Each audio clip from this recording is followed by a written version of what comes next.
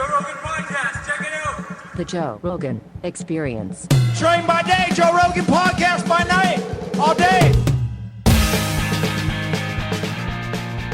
All right, We're up. and we are How up. are you? Good to I'm see you, great. man. Great to see you. How does This it is feel awesome. to have another one done? Oh, it feels great, but there's another one in the works, so it doesn't really never ends. doesn't really stop. I mean, I hear some guys like John Grisham talk about they do 6 months of work and 6 months off, and that's kind of the routine that they've gotten on. But for me, it's go go go. This, the next one, scripts. Although, Do you those ever are on pause. anticipate doing like a 6 month on, 6 month off thing? Or Maybe when the kids are out of the house, maybe someday, way later on. But right now, it's still building. It's just like any entrepreneurial type of venture. You got to just go and keep building and take advantage of momentum and look for gaps in the enemy's defenses and adapt and just go, go, go, go. So it's a constant thing from the second I wake up till everybody else is in bed and I'm working for a few more hours. yeah, you got to make hay while the sun's shining. Mm-hmm. Yeah, I think about that too with the podcast. I'm like, one day, I do so many things. Sometimes I'm like, one day maybe I'll just do one thing. I don't know. You be able to do that? I don't know. I don't think I'm ill. Have you ever been bored? I don't even know what that means. Neither do I. No, I never. When people talk about being bored, like I'm gonna hear that from one of our kids. I'm like, that's Yeah. like the one thing that gets me. Yeah. But it's because I've never been bored in my life. There's I'm bored always at something. things. Like if someone takes me to a gala and I have to dress like a monkey, sit there and wait. How many of those have you don't do those anymore, do you? I had to do one recently. Oh, for Yeah, a friend. Yeah. There's an art thing that was going on here, so I had to All right. dress up and I'm like, Jesus Christ. It's every now and again. It's okay, maybe. But if it's Maybe. It was okay because I was next to my friend and Yeah. his wife and my wife, and it was fun. You guys But are- it's for the most part. It's like that's the only time I get bored. yeah. Then I get hostile. Then I have a couple of drinks and I get a little hostile. Do you? Are people nervous when you're there? No, they get weird. People get weird, man. Just looking at you that you're there? Yeah, people stare at me. Really? It's gotten exponentially weirder over the last like 3 years. I bet. I used to be able to blend in. Yeah. 5 years ago, I could blend in anywhere. Really? Okay. Yeah, just people say hi, but that would be it. Okay. Now it's But now it changes the dynamic of the room, type of thing. Yeah, it's weird. I'm not changing the dynamic of any room, I don't think, but people definitely in the airport stop and say hi, and I feel so just fortunate that people are interested enough in the books or the podcast or the TV show or whatever to actually recognize me and say hi. One guy recognized me by my Sitka backpack last night. Oh, wow. I was flying out here, and he's like, "The backpack gave you away," because I was in the corner calling my wife on Mother's Day and my mom on Mother's Day, both, and a guy Saw the walked by. Optifade. And he said, "Well, Saw no, the it's the gray one. It's the Drifter, so it just blends, but it has the little Sitka symbol." And he said, "The backpack gave you away." I turned around and so said hi, but it's I feel extremely fortunate. Yeah, I do too. We're very lucky guys to be able to do what we love to do. Yeah. When someone meets you too, also it's like your writing is so brutal. This one in And particular. You're such a nice guy. And it's like when someone meets you, they're like, what the fuck is going on behind those eyes? I worry about that with I don't spend too much time worrying about it, but like our kids' parents, kids' friends' parents, that sort of thing. Like, did you read his book? It was a little disturbing. Maybe our kids shouldn't play over there, type of a thing. So, Oh, really? I know, well, I don't know, but that's kind of what I think about. Like, if I was someone else's parent and was to read this and not know me, never having met me, and all of Yeah. a sudden you read this thing, like, oh, maybe our son or daughter should find another friend. I would worry about that more in California. Yeah. In California. So what are we drinking here? What is this? All right. So right Cheers. here, cheers. Thank you Cheers. so much for everything. My pleasure, Amazing. brother. And Amazing. look at this. The Let's see. official Jack Carr leather-colored There it is. whiskey glasses. There it Very is. The nice. whiskey glasses. People are very fond of their whiskey. And who made this whiskey? This is not bad. So It's very good. here we go. So this is Hooten Young right there. Okay. And So you made some veterans. Jack Carr edition. Yep, Jack Carr edition right here. And so there's both veterans, but Norm Hooten was played by Eric Bana in Black Hawk Down. So he was a Delta operator who's now out, makes cigars that I'm going to nice. show you here in a Oh, second. makes cigars too. Yep, cigars and this whiskey, and I put them in the show in the terminal list. So when Chris Pratt's there drinking with Boozer in that first episode, put a little Hooten Young on there, and there's no product placement in the show, in the books. People think that that's a huge thing, and in a lot of Hollywood, I think it is. If someone's like, "Let me open this tab," back Right. in 1985 or whatever, but there's none of that. It's all just character development tools, and so I want to try to hook up whoever I can, and these guys put in so much time in service to this nation. So it's right on the counter there in that first episode. But That's the best kind of product placement. yeah, and it helps Organic. develop the Yeah. exactly. There's no No one pays to get in any of these, which is quite. I didn't know how it was going to work with Hollywood because it was my first time down that road. Yeah. And I didn't think they were going to say, hey, you know what? You have this, and I know it's important, and I know who the guys are, but how about this company? They're paying us, so let's put that in there instead. And it wasn't like that at all, which was pretty cool. And I think it's all because Chris Antoine Fuqua and the showrunner just held the line and said, hey, no, we're just going to use these things to make it organic and authentic and root this whole thing in this foundation of operator culture. It also probably helps that you guys are on Amazon too, which is like a fairly new platform. Yeah. And in terms of like streaming and things, it's only like the last decade or so. Right. Netflix had a little head start. Yeah, as opposed to something like NBC or CBS or ABC, which is like probably standard operational procedure to like have people pay to put Coca-Cola on. And right, because they need to make money however they can because they're in competition with Amazon and with Netflix. They're going to come to you with Bud Light. There you go. You guys can fix Bud Light. I saw a new one today. Did you see the Miller Lite one today? Yeah, like does no one learn? Does no one learn? I mean, and they were taking all those ads that we loved from the 80s and they were just putting them in shredders. Like that was their campaign today. I saw it this morning. So stupid. I mean, I don't know. But once again. Like there's something wrong. Also, there's something wrong with women wearing bikinis. Those women wear bikinis because they look great. They like to look great. They take photos of them looking great. The girls see those photos of them in bikinis. They get excited. Look, I look great. People buy it. Wow, she looks great. It's not bad to look great. It's just like it's not bad for a guy to have his shirt off. If Chris Pratt has his shirt off and he's looking ripped, it's not objectifying. I mean, I guess it is, but it's not negative. It's not negative. It's selling movie tickets right there. That ad is so weird. Isn't it strange? You want to watch it? Let's watch it. Let's watch it just so we can goof on it. Oh, boy. Here we go. I couldn't believe it this morning. They don't learn. No one learns. Well, it's just in general, I think. It's kind of those taking lessons from the past and applying them going forward as wisdom. How about lessons from a week ago? I know. It's not even the past. It's like a couple of days ago. The only thing that saves it is like maybe they spent a lot of money on it and they filmed it 6 months ago. But is that possible? I've already seen it yet. There's an article from 2 months ago. But still, you could put a pause on that. Oh, it came out 2 months ago? At least 2 months ago. Okay, so it came out before the bullshit, right? Was that about the same time as the bullshit with Miller? I just saw it this morning. This says it was in honor of Women's History Month is when they put it out. So I'm like, as I saw it today, I was like, maybe there's a reason they made this and we just started seeing But it's also crazy. They want to shred all the good-looking pictures from the 80s. And they're buying it back. That was part of the thing. They're buying back all those old ads that people have, I guess, in their garage wall. That's what it said in this thing that I saw this morning. Send us your shit. And Oh, God. And they're going to turn it into mulch. Good. Yeah, that's it. First to brew beer ever. From Mesopotamia to the Middle They're Ages saying to colonial women America, brewed beer. They said they were the women first. were the ones doing the brewing. Centuries later, how did the industry pay homage to the founding mothers of beer? They put us in bikinis. With awesome pictures like that is how. She looks hot. Yeah. I mean, look at that. Those are great ads. Those are great ads. Wild. It's time beer made it up to women.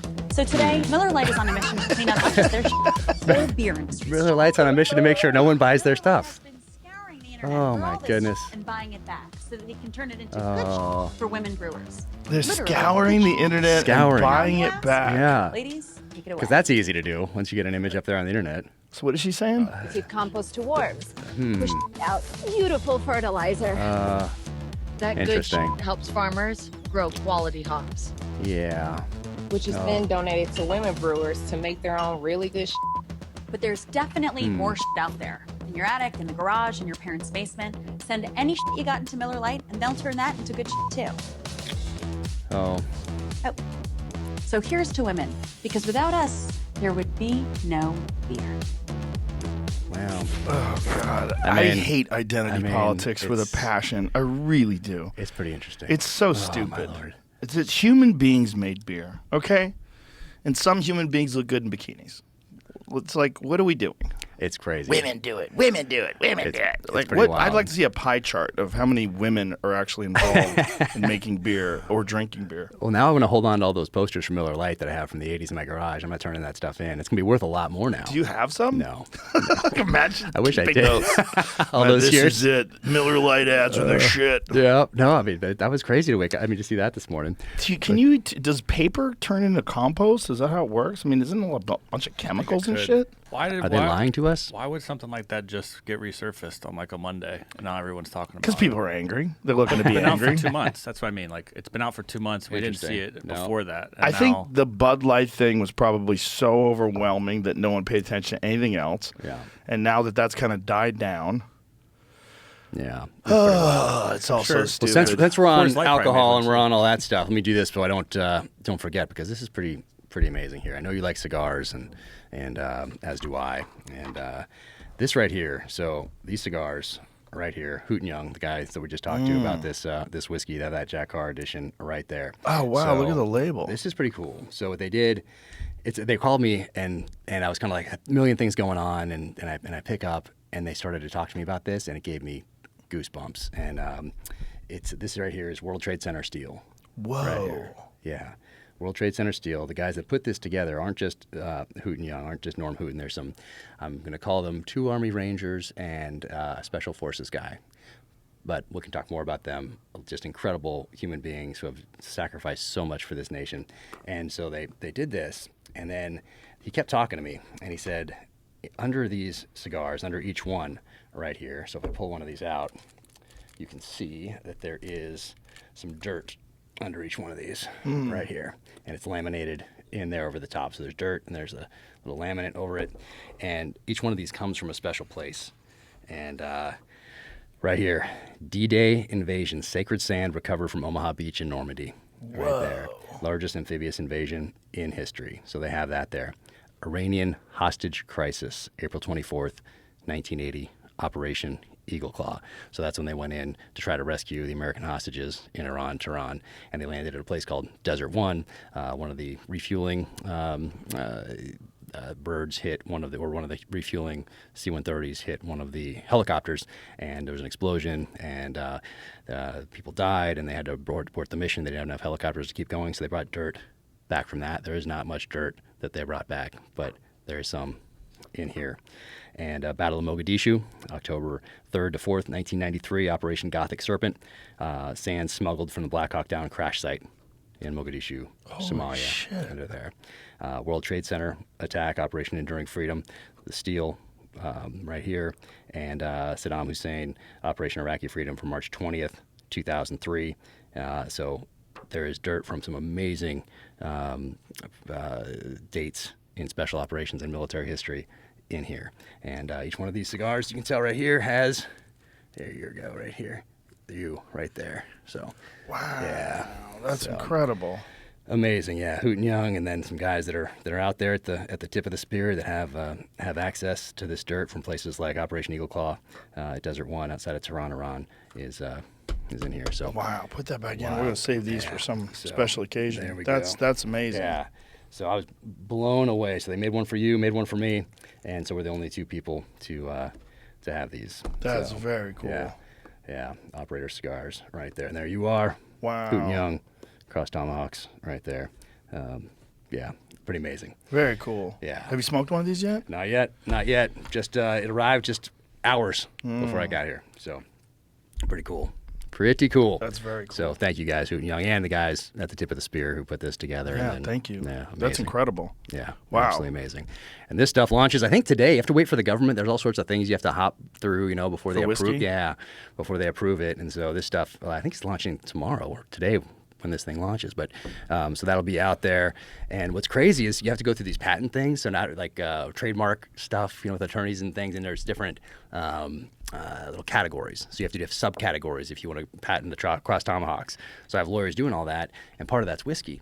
And so they did the whiskey one, and like right away the Jack Daniel's lawyers, boom, right on it. Like they are very aggressive when it comes to any whiskey that has Jack in it, even though it's obviously a different label, different style bottle, different, no connection. They get upset at the name Jack? Yeah. Jack Carr? Yep.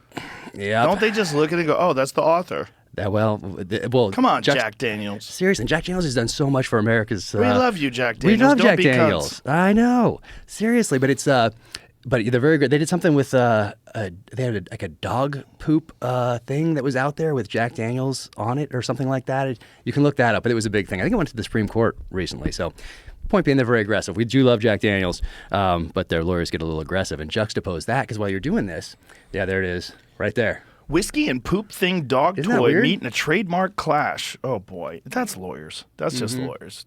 got a bunch of people that probably work for the firm, and Yeah. they're like, "Oh, this is an opportunity to get on the board." Yeah, they get very aggressive. But you juxtapose that, so there's also Carr wine. And so we happen to drink a lot of that in our household, just, My dog has one of those. Really? Yes. Marshall has one of those. He's got a fake Jack Daniels. As a matter of fact, there might be a photo of him with it on his Instagram page. My dog's Instagram has like 750,000 followers. Blowing up. He's so awesome. handsome. That is awesome. He's adorable. That is awesome. But I'm pretty sure in one of his photos, he's got one of those? a rubber bottle of Jack Daniels. That might have spurred this whole lawsuit, I wonder. But point being, it's there's also Carr wine. And There he is. There it is right there. Look at Yeah. that. Oh, look at that. That is a great shot. So they should be excited. That's his best position. Yeah. That's his likes favorite that. position is cuddling. He's when you watch TV, he hops on board and just puts his head on your chest. He's the best. But we do love Jack Daniels. They do so much I for do the love military. Jack Daniels. I know. It's not them. It's some It's not- lawyers. yeah, I some think so. dipshits. Well, I mean, But- also Jack Daniels has been around for like what? 100 Long years time. plus? Long Like, how long time. have they been around? So it's not really Jack Daniels. No. It's people that assume a position at Jack Yeah. Daniels and go after dog toys. And anything with Jack in the title anyway. So hopefully we can work through that. But different than the lawyers for Carr wine. So same situation. You have to do wine is separate than liquor and that sort of a thing with trademarks and all that. And so Carr wine reaches out, but they're like, hey, kind of excuse us. We're big fans, but love what Jack's doing. But what are you guys planning on doing with this wine? And it's really just kind of a series of things you just do when you apply for a trademark just to cover things. And they were awesome. And I was like, these guys are so fun. We drink their wine anyway, been drinking it for years. And I was like, hey, just tell them if I ever do a wine that if they were uncomfortable with it, I'll just change it up. Just whatever they wanted, it'll be totally different anyway, but I'll show it to them first. So I told the attorneys, like, just tell them whatever, we'll sit down and have some wine together. So is the company named Carr Wine? Yeah. So there's Carr Wine, Carr Vineyards, maybe in Northern California, I think, and they're out there in all the grocery stores, and they're pretty big, but they're good. Good solid wine, and But they were cool about it. Yeah, super cool, super cool. Yeah, their lawyers reached out, but it's the same situation. But you can be cool, or you can not be cool. Be cool like Fonzie. You know? Be like, cool. Just be cool like Fonzie. Like, how hard is this? Well, Man. it's lawyers. I mean, it's also that's their job. Yeah, that is their job. I mean, it's Supposed like to the protect. scorpion and the frog. It's Yeah. in my nature. Yeah, and they're there to protect, so I do get it. But Yeah. that's okay. But you still be nice about it. Yeah. Well, hopefully Get this so podcast aggressive. will maybe lube the gears a little bit. Yeah, maybe. Be cool, So are you guys, is season 2, it's on hold now because of the writer's strike? Well, working on the scripts. So it's Are you allowed to work on the scripts? No, I mean, I'm not part of the guild yet. I would be after this one because I'm writing the finale. But out of respect for what they have going on, I'm pencils down on it too. So all the writers that are part of the WGA pencils down on all their projects right now. And So the Writers Guild is only television and film. It has nothing to do with authors. nothing to do with publishing industry as far as the books and Simon & Schuster and all that stuff. And same thing with video games. I learned video games because there are writers for these video games. Yeah. And so that's not part of it either. So people can work on that stuff, but it's the television and film. And is the main dispute streaming? Is that what's going on? Streaming was been a long time coming. So that was coming to a head anyway, and they probably should have negotiated, or not, they should have. It's been a long time in the works, just because things have changed so much since the last writer's strike when it comes to streaming. And but then right when that comes to a head, AI hits the news this January. Of course, AI with ChatGPT and all that stuff, and people are putting it, as you've seen, people can just say, hey, write a show about X, Y, or Z, and pops out, not bad, do a little editing, off it goes. And you don't have to pay a writer's room. So if you're an executive and you're beholden to, I guess, shareholders or whatever it is, maybe that's attractive. But not so attractive to those people who make their living coming up with these ideas in a writer's room and then making all this money. Essentially, the foundation of everything that we see in film and television happens in those writers' rooms and happens from these creators. And they make a lot of them. It's not huge money they're making anyway, but it's just how do you deal with streaming and how do we deal with AI? And we'll see. What is the solution to the AI problem? Because I don't we're know. dealing with ChatGPT 4 now, and as ChatGPT 5, 6, and 7 roll out, I would imagine they're going to be able to write in the style of Jack Carr and write a perfect James Reese novel. Maybe eventually. Somebody did that right when it came out. I think in January, I got a text and I said, check your email. This is what I just screenshotted ChatGPT. I said, write the first novel or first chapter in the next Jack Carr, James Reese Terminalist thing. And it wasn't great, but in 5 years, it probably will be. Right. So, and even I if don't it's know. not great, it maybe is a scaffolding for an actual writer to go in and put some real flair to it. Exactly. This new book is really good. Man. Oh, thank you. I'm in, Thank like you. I said, I think I'm on chapter 24 or 25. Nice. And you're writing. I liked how you switch your styles up a little bit. Yeah. You know, like there's like new elements to the way you do things. Thank Like you. I don't want to give anything away, but when Reese is incarcerated, yeah, there's something to the way you're doing it differently. It's interesting. Because you don't have the same novel every time. Yeah. Just you pick somebody up and he's a carbon cutout and you drop him now in Europe. Now he's getting revenge. Now he's in Africa getting revenge. Now he's in China. So I wanted to avoid that. And that was right out of the gate. I was cognizant of that being something that could be an issue if you have a success. Just kind of trying to copy that. And I never wanted to do that. I always wanted to evolve, just like anything else in life. Like in the SEAL teams, my whole mission was to be a better operator and a better leader today than I was yesterday. Personal front, be a better husband and father than I was yesterday.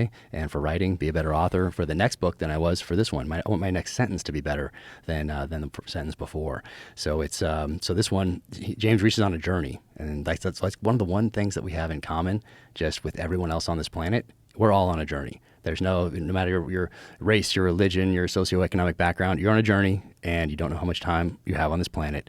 You get one ride. And so got to make it count. So people are trusting me with that time, which is something I take extremely seriously. So as much thought goes into any Instagram post or blog or question for a guest on my podcast or whatever it is, as goes into any sentence in the novel. And I want to always improve on that craft every single time. So James Reese is on this journey. He's not the same guy he was in the first book, not the same guy he was in the third, and he's not the same guy he is in the sixth one. He's evolving. He's learning, taking those past successes and failures and taking those lessons and applying them forward, hopefully as wisdom. Hopefully we're all doing that.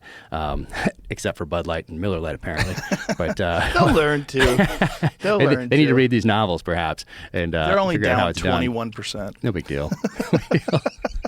And that's more than a rounding error. I think that's more than a rounding That's error. a real number. That's tough to come back from. Yeah. You know? They Well, what's probably interesting will, now is gay bars are now boycotting them because they didn't back up Dylan Mulvaney. I saw they can't win. They just waded into this thing. It's like an L ambush. You walk in and you're getting hit from all sides, and you're kind of cover up. And then they did that one post. They put like their first one after that. It was they put the Bud Light can and they said TGIF ? But what they should have done. This is hindsight. They should have laid low. Well, they could lay low and hope that somebody else messes up, like Miller Lite here a few weeks later. Even though it was before, we just The Miller learned. Lite one is very mild. It's pretty mild, but it's kind of a. It's just silly. It's just like you're also attacking women. You're attacking these girls that are fitness models. There's nothing wrong with being a fitness model, just like there's nothing wrong with being a male fitness influencer. One of those guys that does like a lot of posts on lifting weights and technique, and they're shirtless and they look jacked. There's nothing wrong with that. There's nothing wrong with being a beautiful woman who makes a living taking photographs with beer. No, guys that drink Miller Lite like that. But it's this like narrow view of what a woman is supposed to be. That a woman is only supposed to be a lady who's succeeding and killing it in the corporate world. And like, why? This is why. I saw another one that was similar to that. So they said, why are we vilifying women that stay home and raise kids and handle the household and that sort of thing, but celebrating the men pretending to be women who stay home and do the same thing? So it's kind of like that juxtaposition. Those dichotomies are interesting. But well, particularly in the way they dress, right? Because one of the things about trans people is that like you'll celebrate the most stereotypical like image of what a woman is, like short skirts and a lot of makeup and fake eyelashes and like elbow high gloves and the whole deal. It's like it's a caricature of it's drag. Like what is drag, right? It's like the most ridiculous version of what a woman is, and it's celebrated. But an actual woman like that is disparaged. We live in interesting times, and I think if Bud Light, remember that scene from The Hangover where Bradley Cooper, they pull over to the side and he's on the road, they're all beat up and he's covered in dust and everything, and he takes that phone call and he's like, man, we fucked up. Like if they just played that clip, like that 10-second clip, and just people would have been like, yeah, just put that up, just put it up, and people would have been like, okay, all right, everybody screws up, everybody messes up, we're all trying to navigate this kind of new world, and we're all trying to do the best we can. And I went on a Bud Light tour back in 2007. Really? Me and Charlie Murphy and John Heffron, we went on a Real Men of Comedy Bud Light tour. Nice. Like Real Men of Genius or whatever that was? The guy from Survivor was with us. Jeff Probst, the guy that... No. The band. Like, Oh, it's Survivor. the eye of the tiger. Nice. Because those were the guys that would sing the song, Real Men of Genius. Oh, no Remember way. those? I do remember those, but I did not know that was really Survivor. funny. Those were No funny kidding. ads. And those guys did those ads in front of the audience. So it was like, it was a fun tour. And that gentleman has passed away, the Survivor guy, I believe so. Wasn't the lead singer of Survivor? Didn't he pass away? Super fucking cool guy, though. What a hell of a Really? voice, too. Dang. Yeah, so we get to hang out with those guys and travel the country with them for a month. That's awesome. Yeah, we did like 22 dates, and I got to become friends with Charlie and Heffron, and we traveled around. And that was when Bud Light embraced this humorous, like sort of dopey man version of beer, which is like what everybody fun. likes. Yeah. Like do you know Shane Gillis? One of the best comics in the country. He's fucking top shelf. If I saw it, I'd know it. But He's a new guy coming up. But anyway, he drinks Bud Light, and he's in a dilemma. Oh, boy. Because he'll drink Bud Light on the podcast, and we've had podcasts where he drank 16 Bud Lights. 16 in 3 hours? He's a big boy. Wow. Big fella. It's all relative. He can put him down. Yeah, it's all relative. Yeah. He could throw That's down some amazing, fucking though. beer. Even how big you are, that's pretty serious. I don't even know How many the did you do? fluid. Were you joining him? I just can't keep up with that. I'm 6, 7 in. I'm done. 6, I 7? can't stop. That's peeing. pretty good though. 3 hours. Yeah, the peeing. Bud thing. Light is a light beer. It's only like, what is the percentage of alcohol? 5%? Yeah, it's light. It's a lot like water. Yeah, it's for people that like to drink all day long. You can hydrate with it. Yeah, It's actually you not can to worry. hydrate with it. Yeah. Yeah, You don't get a worry little about. nice little buzz. Yeah, hydrate. It's not offensive tasting. No, now it's just offensive. You know? Well, it's just one ad campaign. It's just so dumb. And the lady behind it was her.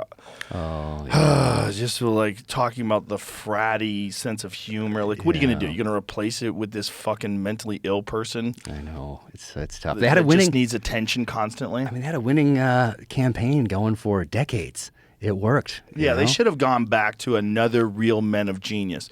Yeah. Listen, you can make fun of men hardcore in those ads, and we'll laugh along with you. Absolutely. It's like it would have been fine, Yeah, but and they would but have no. got people to buy Bud Light, which you got the opposite. You got now the the gay opposite. folks don't want it. The trans folks Nobody. don't want it. Nobody Everybody's wants mad it. at you. It's tough. They're saying I've read this story where this bar owner was saying that he had to stop carrying it because people were attacking people that were drinking it. Oh my gosh. So people that were like, fuck it, I don't care. I'm not Right. involved in this. What are you, fucking communist?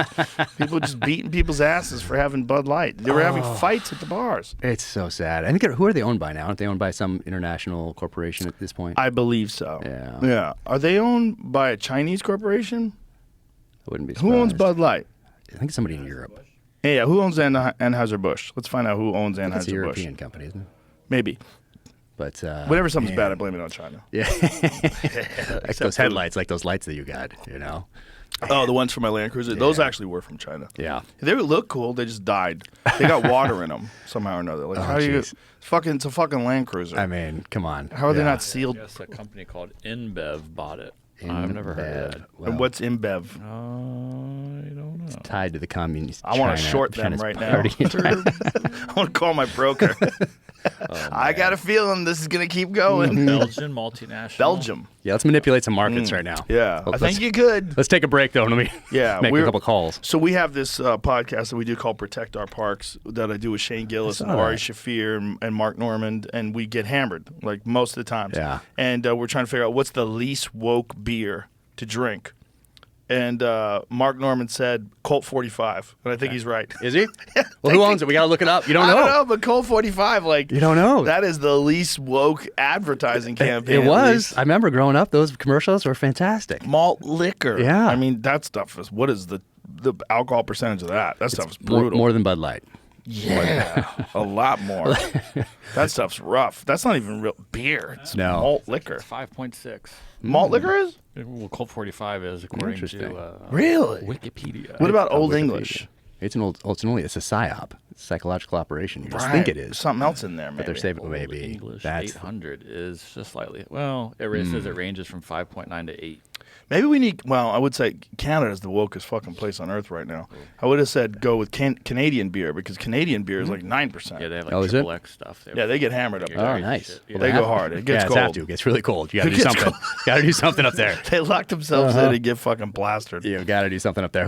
Someone was talking about Canada and food the other day. You don't hear about somebody saying they want to go out and have a nice Canadian Andrew meal. Schultz. Was that it? Oh my God! Let's play that bit. Andrew Schultz's bit. Did I see that on yours? Food. Where did I see that? I Maybe saw that we somewhere. played it here. Oh, did you? It's fucking genius. He does a bit about countries that suppress their women. That's it. About how horrible it is to suppress women. That's it. It's a fucking great bit. See if you can find it. Okay, so I do know that. Yeah. Is this That's it? what I saw. Yeah.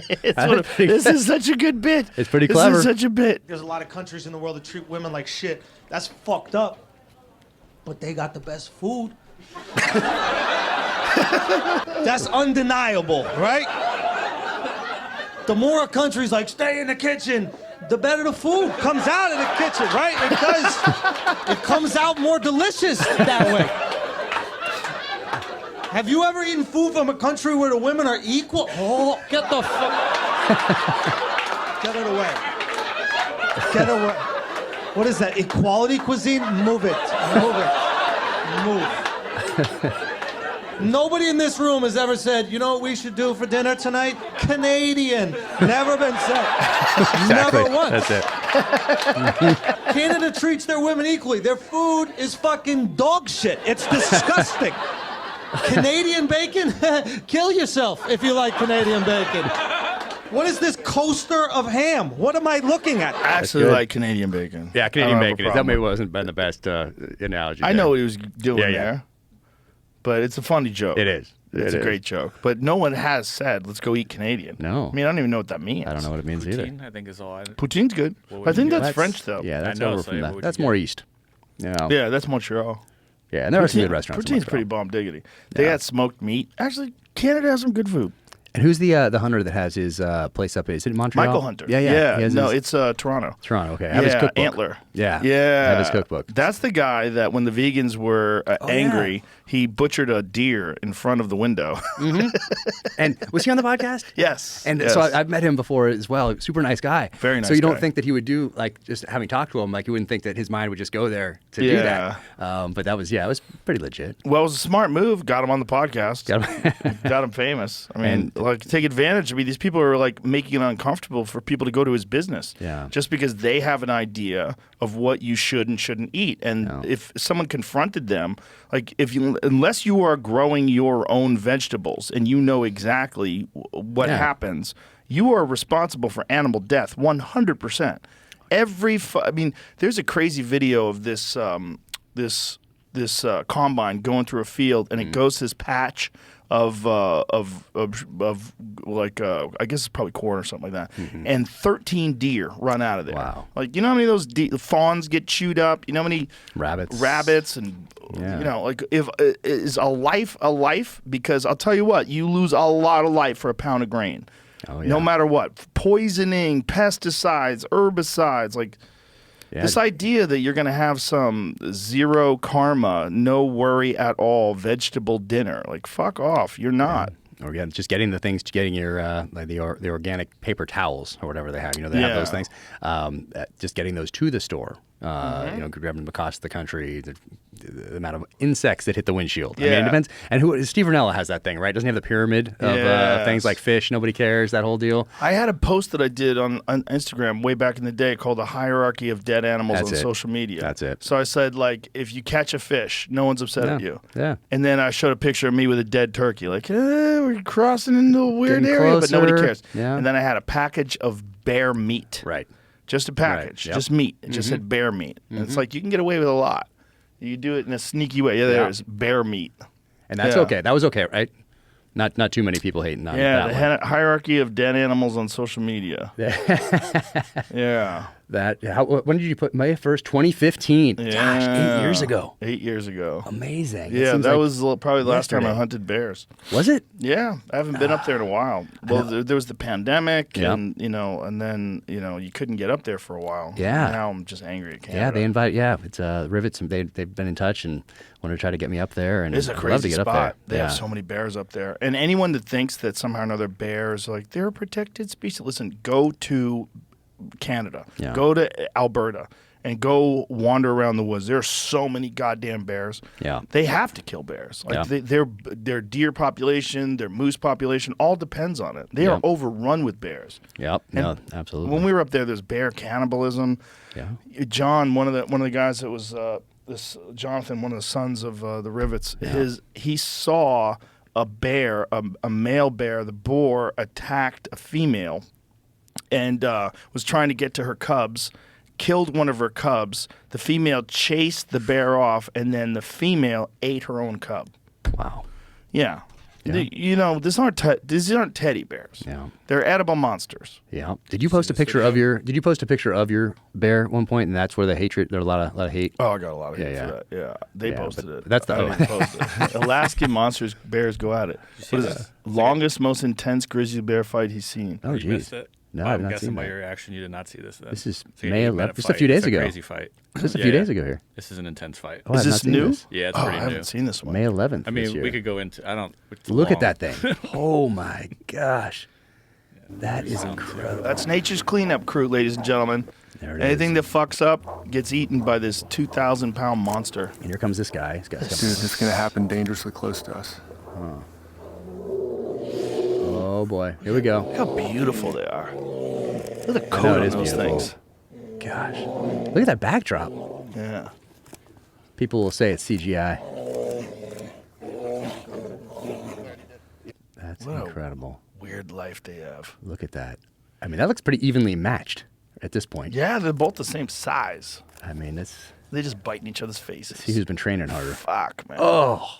They do a lot of jujitsu, Wow. though. Look Look at right that. there, those little Grammy Yep. roll. There it is. Oh, oh, going for the back. He's got Taking his the back. He's been watching UFC. Oh, look at that. Yeah, though. he's just Taking a bite. biting Oh chunks out of his my back. gosh. And that guy's trying to get away now. He's trying But to. they're thick. Too late. Their skin is so thick and they're covered in fat. He was like, Oh that's my just gosh. annoying. Like, bro, get off me. Wow. I will say this goes on and on and on. How long do you want to watch? Wow. This is a good fight. Yeah, You might this wanna is watch pretty it good. when Oh, you look can at this. pay Oh. really good attention. Oh my gosh. I like how the other bear just keeps moving, though. That's good. Oh, he's I trying like to- his technique. Oh, there he goes. Guy's okay. still got his back, but he's Trying to rolling. reverse. Oh, he's pulled guard. Trying to get him off of him. Oh my gosh. That is crazy. That one better Jeez. run. That one better just get on those getaway sticks. I don't know. I feel like he's gonna gonna. reverse The other it? guy's gonna gas out Yeah, we're good. We're good. I'm watching. Oh my because gosh. the guy's wasting all his time biting him in the back. Yeah, maybe he's going for like the spine or like. No, It's not really gonna happen. no. I mean, no one. I don't think anyone dies. No spoilers. Oh, really? It's just it's an intense fight. It's a crazy fight. Well, Amazing. you know who got the best bear fight footage before this was Grizzly Man, Oh, which is yeah. one of my favorite all-time comedies. I haven't. It's the I haven't best. watched it. But You haven't watched it? no, I keep meaning to, and I haven't watched it, but I know that. Oh my God! yeah. Have a cocktail and Uh-huh. watch Grizzly Man. It is Yeah. the best unintentional comedy that's ever been made, and I wonder if it's unintentional because Werner Herzog is a genius. Mm-hmm. Yeah, yeah. You know, and he's made so many amazing films, and that to me is my favorite of Yeah. his films. And there's so many moments that just are laugh out loud funny.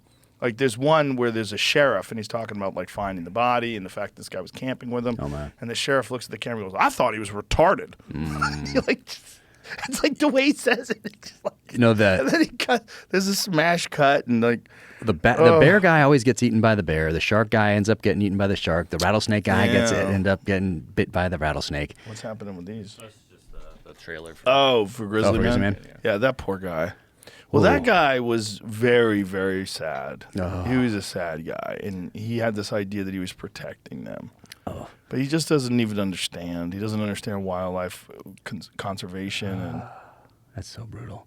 The lion guy gets eaten by the lion. You know, Yeah. it's always the way. But this is an amazing, brilliant tale of adventure and potential madness, and hilarious. Well, I feel like genuinely this story was suicide by bear. Yeah. It was Because just, he stayed long after you're supposed to be there. Yeah. He stayed after the animals were in hibernation. He was very depressed, and I think he kind of wanted to die. yeah, I really do. I just think this guy just was very sad, that's tough. and he very much seemed like an in the closet gay guy.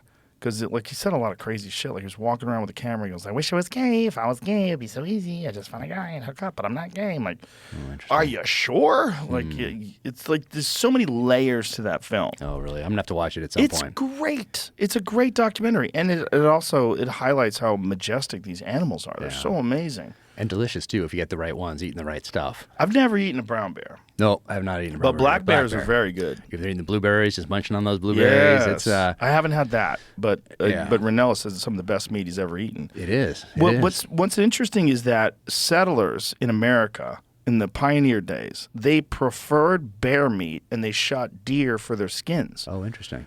That's why, like, a buck. Do you know what a buck? Yep, a dollar. buck deer. It's $1 because that was what it was worth. Yep. One of those deer skins was worth $1, so they called it a buck. Yep. Yeah, which is kind of crazy. Back then, that's a lot of money. Oh my God! Back then, $1 is a lot of money. Get 20 of those, 30 of those, 50 of those, 100 of those. You're fucking balling. Yeah. You know, the richest guy in the world at one point in time was a beaver pelt salesman. I believe it. In America. I believe it. Yeah, there's a time. And those just like the stock market, the ups and downs in the markets for those things. Did you see that recent, I think it was in Kenya. I just saw it maybe yesterday, the day before. But the villagers out there killed a lion, an old lion. And it made the news, but not so much in the way that some of the others have, because this lion was eating some of their livestock. And they're like, oh, guess what? This is killing our livestock. That's how we survive. Yeah. So we're going to kill it. So they did. And of course, when asked more questions about, well, why, and why is there not hunting here? And if there was hunting, would that animal have had value? And then would there be incentive to keep those populations at a certain level and apply the science to it and make sure? But there's none of that. They just kill it. And that's how it goes, because these things are killing your livestock that you feed your family with. So it wasn't long for this earth. That happens with elephants, with crops. Yeah. Oh, they destroy a bunch of crops over there. So what they do? They kill them. No idea what a farm is. No, they're not worried. They're not worried. Just free they just food. go through. Yeah. I've seen those videos, those pictures, but that's the problem about not putting the requisite time, energy, and effort into studying an issue, no matter what that issue is, and just making a snap decision based on something that someone with a lot of followers puts out there. All of a sudden, that's your position as well, rather than let me just do some study here. Let me think about this a little more, and now I'll make my. Well, my it's sort of decision. like a woman attacking women for wearing bikinis. It's like what? Okay, let's talk about this. Okay, You're ruining it for everyone. Something wrong with that. And also, there's the thing about wildlife conservation that's very uncomfortable. And what's uncomfortable is that it really bothers us that the only way animals really have value in terms of these wild populations of antelope and gazelles and all these different things they hunt in Africa, the way they've made them thrive is by putting value on them to hunt them. And that bothers people a lot. It does. And I get it. Yeah. I get why it would. I mean, it would be nice if all these people that were animal conservationists spent as much money as hunters. Yeah, but it doesn't happen But that they way. don't. Nope. They just don't. Especially in America with the Pittman-Robertson Act, where a percentage of all ammunition sales, of all gear, all hunting gear, and it turns into all that goes towards wildlife conservation. And it's the tune of billions of dollars. Yeah, and Sportsman voted that in. Yes. Voted that in. That was a tax, self-imposed tax. Yes, and a beautiful one, really. Yeah. It's one of the wildlife conservation in this country and the preservation of public land for recreational use and hunting and fishing and camping is one of the greatest things this country has ever pioneered. Oh, yeah. Because it really doesn't exist or hadn't exist until we did it in this country. Out of necessity, because all those bucks added up to a lot of dead deer and a lot of population decline. And so, but now we have thriving populations of these animals, and turkeys also, same thing. And now they're all over the place. We have about 200 essentially that go between a ridge by our house. They come through every day up to this other ridge and then work their way back. And I was heading up to see Steve Ranella in Montana 2 weeks ago, and I took a video. He'd been out turkey hunting, didn't see anything, and I took about 200 turkeys just standing there like in the road as I'm leaving the house. And right there. Yeah, but you're in Park Town City. turkeys. He's always blasting shotguns in Park City. No, they're town turkeys. They're very safe. They're very comfortable hanging out in the backyard. But I thought they were going to die this winter because there was last winter they were here the whole time. Because because we had a very mild winter last year. This year, it was not mild. It was, I think, the largest recorded snowfall in Utah history, or Park City history anyway. And so they disappeared. And I thought, oh, they're gone. Because it's the first time they've seen this kind of snow as well. But they came back about 3 weeks ago. They came back in force, 200 of them, right back like they never left. But did they migrate? I think they found a barn somewhere with some heat and some feed. I'm thinking. I don't know, but it has to be because I don't know if they can just hunker down for all those months that we got all that snow. They I don't know. fly very far. No, but they fly. Yeah. It's pretty cool to see them fly for the first time when you're not when you think that maybe they don't, and then you see them go up to roost and or come down, and that's pretty cool. That's pretty cool. But yeah, I've how far can they fly? I don't know. 100 yards or something? Maybe. I don't know. That's all I've seen them fly is in and out of these trees, so not very far. But who knows? Maybe they do. What a weird bird could kind of fly, but not much. It kind of glides, and they get up there and fly. Let's find out. Let's find out right now. Yards, right? It says wild turkeys Look at can that. fly at speeds of up to 40 miles an hour, that. 50 miles an hour, but only for short distances. Usually limit their flight distance to about 100 yards or less. Nice. I nailed it. You did. That right on. It wasn't 101 or 99. Like, you were on it. That's amazing. Well, I've seen them. I've Yeah, seen them fly. I took a guess. How much have you spent turkey hunting? Only once. Yeah. Yeah, I only went once with Ranella. Yeah. It's good, but my time is very valuable. And if I'm just hunting for one meal, that bothers me. Yeah. I want to hunt where if I shoot, like I went with Ranella, we went down to South Texas. I got 2 whitetail and a Nilgai. So I'm good. eating good. Yeah. It's like, that to me, I like to eat those animals for months. Yeah. Like I've got Nilgai liver in my refrigerator for breakfast. Nice. It's like, I like that. That's what I like. I'll tell you what was good. If you had moose heart, did you guys eat the moose heart when you went? I did. Good. In BC, yeah. Really good. Like thin, slice it real thin and then fry it. Mm-hmm. Oh, man. Yeah. Delicious. Oh. Yeah, well, I'm a big fan of liver for its performance. Like just as a food, as a superfood. It's so good for you. Well, didn't that liver guy? What was the liver guy's deal? The liver king? Yeah. Steroids. That was his deal. Because I was doing it. It didn't work. Just kidding. No, I wasn't. Oh, man, I'm not even working out anymore. It's like the workouts, the nutrition, and the sleep have fallen to the bottom of the priority list with everything going because on. Of work? Because there's books to write and scripts to write. Well, not right now, but you reprioritize and focus on book 7. And then I have this nonfiction coming out, which has taken a lot more research than I anticipated, which the first one is on the 1983 Beirut barracks bombing. So it's my first foray into the nonfiction side of the house. So working on that right now with an amazing guy, a historian, Pulitzer Prize finalist, James Scott. And there's really not the seminal work on that event yet. But as a kid, I remember just how impactful that was to me, seeing the Newsweek and Time and come across our dining room table and seeing those photos and knowing that I was going to go in the military even at that young age. So I was always interested in insurgencies and counterinsurgencies and terrorism and special operations. Like I was focused on that from a very I'm not aware early of age. that story. Yeah, so October of 1983, there was 2 actual car bombs, one with the French paratroopers and one with the Marine barracks in Beirut, Lebanon. And there were some lead-up events. The first large one that really people noticed, the bombing of the American embassy in Beirut in April 1983. And then there's some newly declassified documents from the Reagan administration that talk about what was going on behind the scenes and who was advocating to put Marines ashore, who wanted to keep them on amphib ships, so a little smaller than an aircraft carrier, but take Marines around, who wanted to keep them on those ships in a little safer area out on the water in the Med. And then who made the decision? Well, the president made the final decision. And I talked to Michael Reagan about it, and he said that decision haunted his father until the day he died. And so they put Marines ashore in Beirut, Lebanon, and then there was a bomb that took out those barracks, and it was the largest Marine loss of life since Iwo Jima in World War II.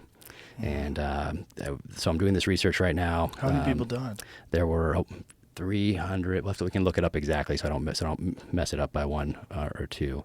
But it's so impactful and looms over U.S. foreign policy to this day. And there's an ending to it too. 307. So, yeah, there it is. 241 U.S. military personnel. 58 personnel, French. 58 French, 6 civilians, 2 suicide bombers. Yeah. So What is your take on what's going on in Ukraine? Are you up on it? Up on it. I mean, I'm up on it in Because I know you're writing. I'm writing about it. I wrote about it in the second novel in True Believer, and I got that from someone who's also been on this podcast. Peter Zehan wrote a book back in 2014, and so I used that. I read that on my flight to Mozambique, where I was doing research for the second novel, even though I didn't have a deal for the first novel yet. I hadn't even turned that in, but I always knew I was going to write two, because John Grisham, he wrote his first book, A Time to Kill, and couldn't give that book away, and then he writes The Firm, and that one takes off. Tom Cruise is in the movie, then they republish A Time to Kill, and Matthew McConaughey stars in that one, and we've had a John Grisham novel every year. So I thought back to that and thought, I'll at least write two, and if both of them don't take off, then I'll maybe reevaluate my choices. So I knew I was always going to write two, but on the flight over there, I read his book, Accidental Superpower, and that one very clearly predicts a Russian invasion of Ukraine by the year 2022, and that was back in 2014. He wrote that, so there were signs. Peter Zion, was that on the ball to the year? Wow. To the exact year. He's a weirdly smart guy. He's amazing. Yeah, he's been on my podcast, and he's been on your podcast, and I've read all his books. He's so sure of what he's saying too. That's what's uncomfortable. He's like, how he's do you? Very, you're not even hedging your bets. No, and he's not. He doesn't hedge the bets at all. But he also, that's his thing. That is 100% his area of expertise and study. He lives it. He breathes it. It's not something that he just dabbles in. So read that book. Amazing book. So I incorporated that into my second novel. But now Russia actually did invade Ukraine. So now when we work on these scripts for the second season of The Terminal List, well, we have to figure that out. It's going to change, obviously, because they actually invaded instead of, like in the book, the hero, of course, wins the day. But when he talks about that and talks about population decline, very steep population decline in Russia, and gives the reasons behind it, and talks about the ethnic Russian population in Ukraine being the largest outside of Russia, and then he looked at how long you can field an army before you can't field that army anymore, and 2022 was that year. So in order to field the army at current levels, they had to invade by that time. And we really, I mean, this is going back to learning lessons from the past and applying them going forward as wisdom, because we really made that invasion inevitable by some of our decisions at the end of the Cold War in the early 90s, all the way through the 90s, and really set things up to make that invasion an inevitability. NATO unfortunately. expansion. NATO expansion, promises. It's just... So I like to look at things through the enemy's eyes, which I did in The Devil's Hand, my fourth book. But I think it's important to look at things through the enemy's eyes, because it allows you to then make decisions taking that into account. And so with Russia certainly knowing what our response would be to an invasion of Ukraine, that's what I incorporated into this one. So if you knew what we would do if they invaded Ukraine, what should you do now as Russia to set yourself up? Success is the wrong word, but financially. So with gas and oil sales and contracts and futures with India and with China. So I work all that into this book. So it was quite the education. What did you think about the blowing up of the pipeline? Oh my goodness! There's Seymour Hersh that has a few articles out there on Substack. Yeah, amazing. People should read those before they just retweet something. But he is detailed in those accounts of where people are, what military exercises are going on that would cover for action, we call it, to allow the U.S. to go in and blow up those pipelines. So it's very, and now it's I think fairly established that what he writes in there is actually true. So it's incredible. So people should there's read a that video of Biden saying that they were going to put a stop to the Nord Stream pipeline. And there was an assistant secretary of state, I think she was, saying similar things out there, and it's. Yeah. So when we go back and look at these things and don't apply any political bias to it and just apply common sense, that's the other thing we don't do. And it's Karl Clausewitz, who wrote On War, said the most important attribute of a battlefield leader is common sense. George Marshall, World War II, said the same thing. And we neglect to apply common sense to a lot of these things, whether it's as a populace or our elected officials or military leaders. So there's a lack of common sense in the end, and a stark lack of accountability as well. So it's very therapeutic for me to write some of these novels, because I get to hold people accountable in a fictional sense that you couldn't do in real life. Is it a lack of common sense, or is it a willingness to ignore consequences because of the financial interest or the political interest in what you're trying to accomplish? Well, that's a huge part of it, and we can see a change in 1947. So when the defense establishment and the intelligence agencies were all reorganized in 1947, when we changed the Department of War to the Department of Defense, it became an industry. And it stopped being a profession of arms and started becoming a career of arms for senior level officers in particular. And at the same time, we start seeing a lack of accountability, because up to that point, we can go back to the Civil War and see Lincoln go through general after general until he got to Grant. And same thing in World War II. George Marshall went through general after general after general, admiral after admiral after admiral, until he got to those names that we all know today who led us to victory in World War II. And then for some reason, and that means that there were people in those positions before who didn't measure up. So George Marshall would give them a chance and maybe a second one, but not a third. And then they'd put somebody in place, regardless of rank, essentially. He'd promote people into the rank they needed to be for those positions if they showed promise. And that's how we got to these leaders that we all know the last names of. And we lost that after World War II, particularly in Vietnam. Now we start seeing people not held accountable for mistakes. We certainly see it with Afghanistan. 20 years they had to prepare for this eventuality. 20 years. And then the best they can do is what we saw in August of 2021. And someone who has no touch points with the military, never read a book on military history, strategy, tactics, doesn't know anyone in the military, maybe even never seen a military film, can apply common sense to that situation and say, look, wait, it looks like Bagram here would be the tactically advantageous position, which it was. Why are we putting our junior level enlisted people at this gate, at this essentially a public airport in Kabul, putting them in a tactically disadvantageous position to get out of there after we had 20 years to prepare to leave? And once again, no one held accountable. And there's a great book. It's called The Afghanistan Papers by Craig Whitlock. And after 2 Freedom of Information Act lawsuits by the Washington Post, they got access to these classified histories of the war. And so they took these generals and admirals coming back and they interviewed them, and they thought these interviews were going to stay classified. And so what Craig Whitlock does once he got access to this is he juxtaposes what they said in private that they thought was going to stay classified to what they said in front of Congress. And they're 180 out from each other. And once again, no one held accountable. All those guys make rank, they fail up, and then sit on boards of defense industry companies going forward. And yeah, we saw that change 1947 onward. You cover some of these problems in your books. Yeah. But how frustrating is it for you, and how infuriating is it as a man who's a veteran, who's served, who's been deployed overseas, who's been in these conflicts, to see this happening and to see no accountability and to see these poor choices being made over and over again that put veterans' lives at risk, put our lives at risk, and put the entire world in this state right now where we're genuinely concerned about nuclear war, which we haven't been since the 80s. Right. The fall of the Soviet Union was this great moment in history. We're like, oh Jesus, we're done. Yeah. Oh my God, Soviet Union is now Russia. It's like they have elected leaders. Everything's going to be great. And Yeah, no, it's tough because you lose friends over there. People lose arms, legs, in wheelchairs. They sacrifice so much, and they're trusting those senior level leaders to make good decisions, politicians and military leaders.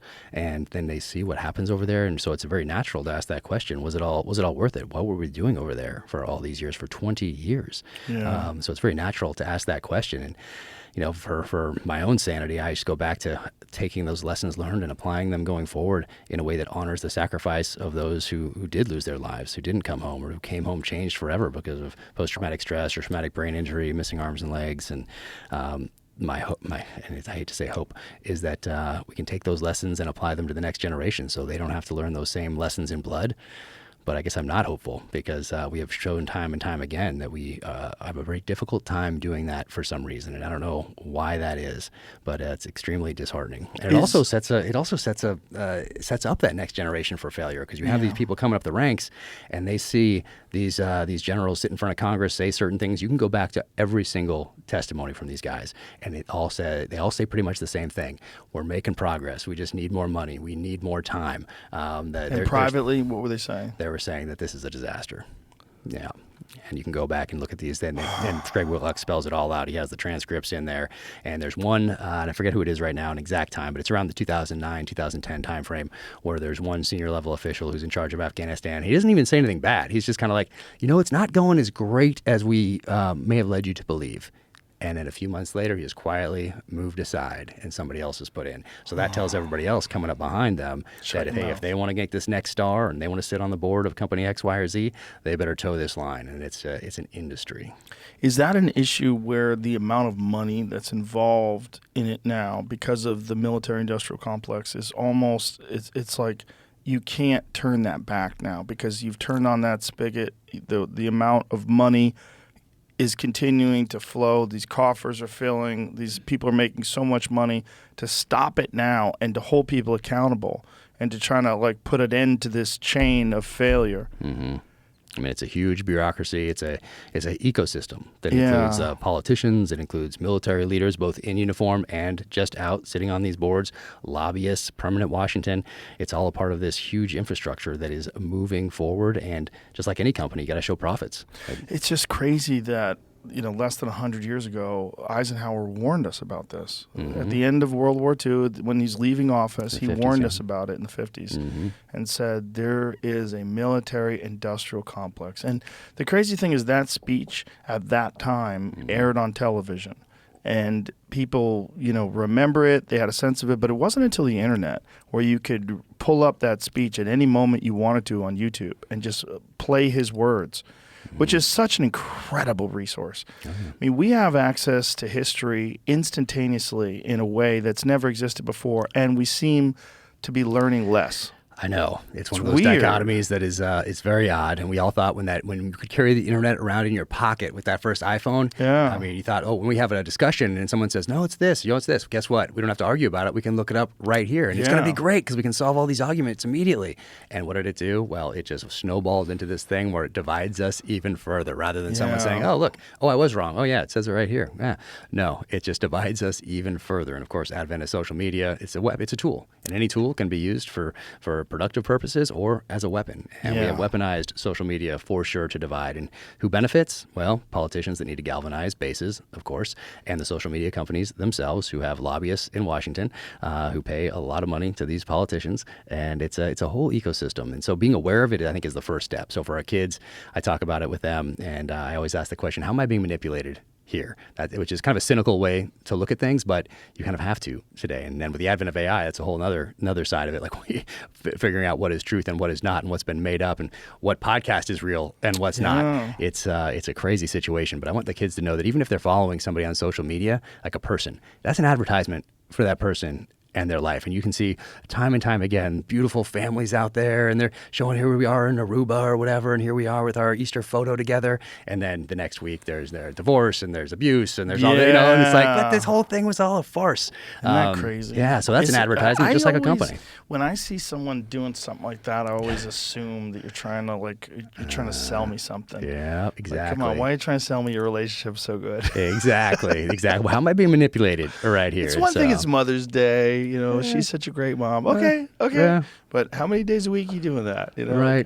You have the perfect family, you have the perfect life, you have the perfect this. It's like you're trying to sell it to people instead of just living it. And it's a very weird thing that we're doing that never existed before, so there's no real roadmap of how to navigate it correctly. Exactly. It's kind of like when you have a psychologist or a psychiatrist on, and they're really getting into your life maybe, or they're out there giving advice, giving all this advice, and then you find out that in the background they're a total disaster, and they're a crazy person. That happens more often than not. Sorry to psychologists and psychologists out there, but it's true. Oh, it's very true. I mean, there's a lot of doctors out there that are extremely unhealthy. There's a lot of weird stuff going on in this world where there's people that are experts in giving advice, and they I know, it's tough. I think about that a lot when I talk. I'm like, man, better not be full of shit. I know, it's tough. And how are you supposed to check all this? It's a full-time job checking on this stuff, and it's wild. But for the kids, it's the toughest. Like, our daughter just missed it. She's 17, so she got a little bit of it, but I think she grew up with the internet. She grew up with the internet, but she didn't grow up with the amount of input that these kids are getting now at age 9, 10, 11, 12, 13. Exactly. Era. She just missed that. Yeah. So our little guy, who is 12, is hitting that side, and they're pretty sly. Our little guy out there, he's a smart one, so he can figure out ways around the blocks and all these other sorts of things. So it's an interesting time for parents, tough time I think for parents, and tough time for kids. I think it's always been a tough time for parents and always been a tough time for kids. And these are just unique challenges that exist, but every era has unique challenges. Yeah. What I'm worried about is this stuff that we're talking about in terms of accountability with the military-industrial complex, and I don't know how that turns around. I don't know. Other than some catastrophic disaster. Right. And the catastrophic disasters that we're talking about are nuclear. And if there's a nuclear disaster, you know, it's that Einstein quote, I don't know what weapons World War III will be fought with, but World War IV will be fought with rocks and sticks. Oh, interesting. Yeah. I don't know. I've never heard that quote before. I might have paraphrased it. I'm sure I did. Yeah, it's good, but though. it's basically what he said. Yeah. And that's what scares the shit out of me is that, you know, you got a guy like Putin who may or may not have cancer, you know, who's backed into a corner. And what does he do if he thinks he's going to lose and he thinks he's going to die? Right. Yeah. So the only thing I think about in that point is who benefits if you use even tactical nuclear weapons in a place like Ukraine. That's the area that they want.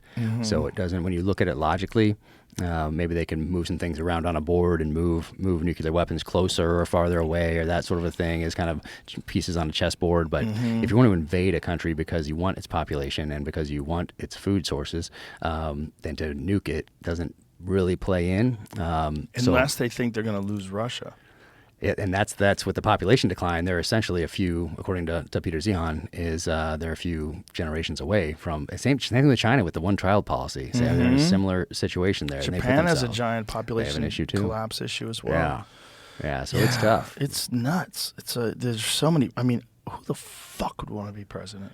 Seriously, that's the whole thing. Or just a politician in general. Yeah. Who's drawn to that? I mean, I'm sure there are people that are drawn to it for sure reasons and want to serve, and they've started businesses and made money and want to give back, and they're concerned about the future of the country. I'm sure they exist, but man, people get into those positions and they sure do pick stocks a lot better than they did before. You know, it's across the board, and that's not just Nancy Pelosi. No. It's a whole thing. That's part of that established, part of that permanent Washington. It's part of the ecosystem, and it's how it is. That's the motivation, is that the access to information that allows you to pick stocks so good. It's incredible. And in my first book, I talk about, hey, you show me a politician in Washington, and I'm going to show you a family member who has some sort of a lobbying firm or this or that. And then what are we seeing with the Biden administration? You're seeing some of that right now on the front pages. They are just holding on to that as long as they can, because it seems like that is a crazy mountain of corruption. Yeah, and I don't think it is only them. I want you to imagine if that was Trump. Oh, I know. Imagine if Donald Trump Jr. was Hunter Biden. Yeah. Smoking street crack with Vietnamese hookers and all of it documented. It's not like rumors like the Steele dossier where they're like, Trump likes to get peed on. No, like this guy's getting foot jobs and putting it on his laptop and then dropping it off in Maryland. Yeah. But I'm skeptical about everything. I'm skeptical about the laptop story. It's sort of burned into our brains. Like that's what happened. But I think like 10 years from now, we'll probably find out that that's horse shit too. I mean, who fucking knows? I don't know. I know a couple people that just put stuff. So I know a couple people that saw it right off the bat, and what it has been kept to in the news, from my understanding, is the professional side. So the people who saw it are people who didn't have a vested interest in showing any of the personal stuff, which some of it is out there, but and this is secondhand information. So, but there's stuff out there that is personally a lot more, I guess, damaging, you would say. That's horrible. But what they tried to stay to, for the most part, is the ties to the corruption. Exactly. The corruption's undeniable. I mean, just the fact that he's just completely unqualified to be in those positions that he's at, making the kind of money that he was making, and doing it for Russia and China. And Ukraine. Yeah. What's crazy is that Ukraine was thought to be one of the most corrupt countries up until Russia invaded them, and now they're the darling. You got Sean Penn's giving his Oscar to Zelensky, and it's like, we are so fucking lost. Well, that's what goes back to doing the research, and really, before you take that step, going back and making sure you're taking the right one. But for the American people, it's almost like there's too much research to do. You don't have the time. For the average person that wants to, if you have a conservative position or a liberal position, It's like, boy, you have to trust in these fucking jackasses that are running the country to be steering you correctly, and they never are. No. They never are. It's so tough. They lie about anything that's going to damage their party. They lie about anything that's going to damage their positions or anything that's going to contradict what they've said in the past. It's crazy. It's great, and I talk about it in most of the books. I weave it in there. So it's not. I don't think it is just reserved for one party, but we're divided along these lines. Yeah. And but who does it benefit? Certainly not the citizenry. Certainly not us. It doesn't benefit us to say just side with your side because it's your side without even thinking. And that's the position we're in right now, unfortunately. Well, it benefits the people who make the most money, which is so terrifying. And then you see these politicians that just. They benefit from benefiting those people that make the most money. It's an ecosystem, and it is. It's so huge right now. Then you undercut confidence in voting systems. So that's in there now. And then you have, let's say, going back to Hunter Biden laptop, you have 51, 52 intelligence officials who signed some letter that's now shown that they were coerced into signing this thing, but they signed it for a reason to give their candidate, the establishment candidate, a talking point in a debate, and that undercuts everyone's confidence in those institutions anyway. And it was always a little shaky, your confidence in an intelligence service, just in general. Yes, particularly after the secret. Trump administration attacked them for 4 years. The Trump administration attacked the intelligence community, and then what does the intelligence community do? They come out and lie about the Hunter Biden laptop. It's like, hey guys, and that just undermines all of our confidence in these institutions. Yeah, and the FBI, same thing. Just huge issues there, and then it goes down to the local level, and local level politics as well, police departments and mayors and all the rest of it. So it's endemic throughout the whole system, unfortunately. How does that ever get corrected? That's the question. When I have conversations with my kids about politics and life and stuff, it's like, my young kids, I'm talking, not my oldest is 26. When I'm talking to my 12, well, now 13 and 14-year-olds, and 15-year-olds, when I'm talking to them, like, they're at this point where they're going to be graduating from high school in a few years. They're going to be going to college. They're going to be entering to the workforce and doing stuff. What do you tell them about this insanely corrupt system that's supposed to be the controlling operating system of this greatest country the world has ever known, this experiment in self-government, and it's just deeply corrupt? It is. And so what we do is we go back and talk about all those sacrifices that were made so we can have these options and opportunities, in the hopes that our kids take a pause and actually become part of the solution and respect what has happened in the past, so that we can be this country we are today, even though we seem to be pretty good at destroying ourselves from the inside out right now.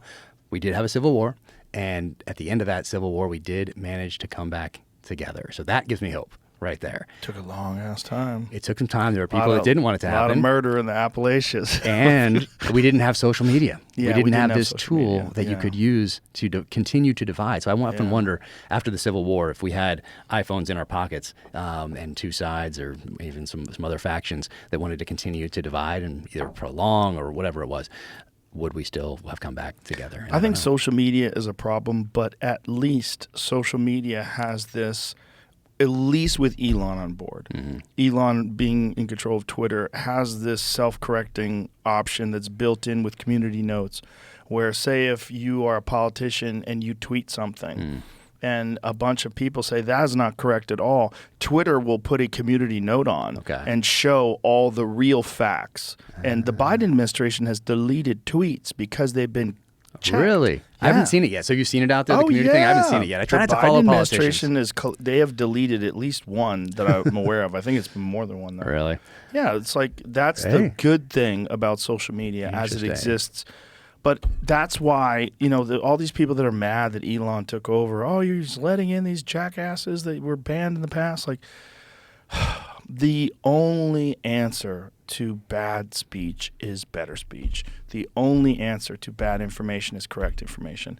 And if you ban that information, then they just find some echo chamber and spit it out amongst each other. And that's how you get QAnon. That's how you get flat earthers. That's how you get All these Yeah. fucking loons out there. So if you want to maintain hope for the nation, don't go into the comment section of Instagram, Twitter, or YouTube, because very quickly you will come to the conclusion that all is lost. I don't know about Twitter anymore. I Might be don't better. read anything about myself, and it's given me great sanity over the last few years. It's a giant factor, and I try to drill it into all these comedians' heads. Yeah. Like, please don't read the comments. Just don't do it, because first of all, especially if they do a podcast. If you're doing this, like I had my friends Sarah Weinshank and Kim Congdon on, and after the podcast was over, I was like, please don't read the comments. Just please. We had a great time. It was a lot of fun. I enjoyed it. I think it was really funny. Yeah. Don't read the comments. But these They girls did? of course they did. They're Dang it. they're used to small podcasts that might get 1,000 downloads or a couple thousand downloads. Now you got 11 million people that are commenting on every fucking thing you've said, Right. and the only thing you're going to think of is the negatives. Yeah. And these girls suck. They're fucking losers. And not funny. They're this. They're that. Like, those are just unhappy, bitter people. Mm-hmm. You know, who's this? Was it Michael Jordan who said it? I don't remember who said it. I've never met a hater doing better than me. Right. I don't remember who Right. said it, but it's the perfect. Right. The perfect quote. Yeah. Like you've got people that are allowed to have their opinions. They're allowed to be angry. They're allowed to be bitter. They're allowed to say you suck. They're allowed to say you're a liar. They're allowed to say you're stupid. Let them talk. It's Yeah. okay. Let them talk, but just don't read it. And It's, even it's if you have bad thick for you. skin, it still gets in there. It gets in there. Yeah. It gets in there. You know, that's why I don't read it. I don't not read it because well, it's not like I'm immune. Right. I read it because it's natural human nature to look for threats. Yeah. And if you read 100 quotes that are great and then one that sucks, and that one person says this person should kill themselves and they're a this and a that and a that and a this, and like, oh my God, am I that person? And you can't engage. You can't go back because then No. it just I see people that do, and I'm like, Jesus Christ, you're just throwing gasoline on it. Exactly. Get the fuck out of there. How long did you look at comments before? When did you stop looking at comments? Years. For years, I looked at comments. Yeah. And it would make me feel bad. I didn't like it. I didn't like getting mad. I didn't like that's not true. Fuck them. I'm gonna fucking. I'm gonna come back. I'm gonna look at your Instagram. Look at you fucking fat loser. But that's just the way I try to explain it to people is look at your mind and your attention like it is bandwidth. And let's assume that you have units. Yep. You have 100 units of bandwidth. If you spend 13 units of bandwidth paying attention to social media critics and comments, that's 13 less. Now you only have 87 units. Right. So Sam Harris told me once that he was on a trip in Hawaii with his family, and he read something negative about him, and it tanked his whole trip because he spent his entire time crafting a response. I'm like, God damn. Nope. And he's brilliant. Yeah. He's a very smart man. Yep. So for him to fall into that trap, Yeah, and we're all human. Yeah. And no matter if you're a special operator, people think you have this thick skin and you're tough. You went to Iraq and Afghanistan and made through buds or all that stuff. You know, for me anyway, it definitely hurts. But I try to get on there still and say thank you to people because I'm not quite. I can still do it at the end of the night. I'm exhausted, beautiful. but I want to say thank you. But it also means I see the craziness. Yeah. And so I see that. I never respond to it, but I want to say thank you to all those people who grassroots, like before you were kind enough to invite me on here, before Chris Pratt texted about the show or posted about the show, before I was on Tucker. It was all grassroots. It was all somebody taking a risk on me as a new author, telling a friend. And so when people get on and say, hey, I love your book. I gave it to my dad. Now he's a fan. I want to say thank you to that person. So I'm up late doing that, but it also means that I see the craziness. There comes a point in time where you just have to post things and then say thank you in the post, but you can't respond to people individually just because it's just bad for your brain. Yeah, it's not healthy. No, and you're saying with special operators, but I see it with fighters. I try to tell fighters all the time, don't read that shit, man. Yeah. And some guys love it. Really? David Goggins fucking loves it. Does he get in there after people? He reads all the comments out to. He reads haters to himself, and he plays it when he runs. Oh, wow. Yeah, he's a different kind of psycho. Wow, that's interesting. Is he Is that cheating then? If he can't listen to music, then that's cheating. He just needs listen. That's right. That guy has no knees, and he runs 1,000 miles a day. I mean, whatever the fuck he has to do what he does. That's interesting. I haven't done it in a while, but I used to go into the negative reviews on Amazon and then read those and kind of have a little fun with them. And when I went on Tucker, I read the negative reviews from the show, and that was fun because the Daily Beast they were just mean. There were some mean ones out there. Like the audience on Rotten Tomatoes was crazy. crazy high for a show. I mean, it was in the high 90s. Yeah. And then, but then the critics weren't big fans. But every single day we realized, and we're making that show, that we're not making it for critics. We're making it for that person who went downrange to Iraq and Afghanistan over the last 20 years. So when they sit down and crack a beer and sit on the couch and turn this thing on, that they at least know we put in the effort to make a show for them, that paid tribute to them, that was rooted in the realities of modern combat, and we put in the work. You fucking nailed it. Oh, no doubt. And you nailed it on the show. They made that show so fucking gritty.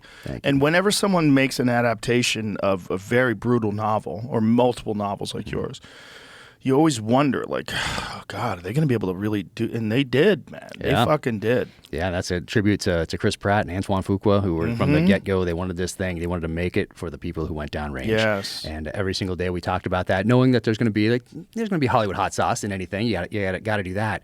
But anywhere we could root this in the realities of modern combat, we were going to do that. If we had to reshoot something or change something in the script on the fly, we were going to do that. And that's Chris and Antoine and the showrunner, David DiGilio, and Max Adams, former Army Ranger, who's in that writer's room every day, and Jared Shaw, my buddy, who was there every day, who gave the book to Chris Pratt, and Ray Mendoza, another SEAL buddy out there doing the technical advising. I mean, they were all in, and you had Chris and Antoine and David DiGilio trusting those guys on set every day. So if one of them said, this is not going to play to that person who went to Iraq and Afghanistan, we'd change it right there. And that's pretty cool. That is very cool.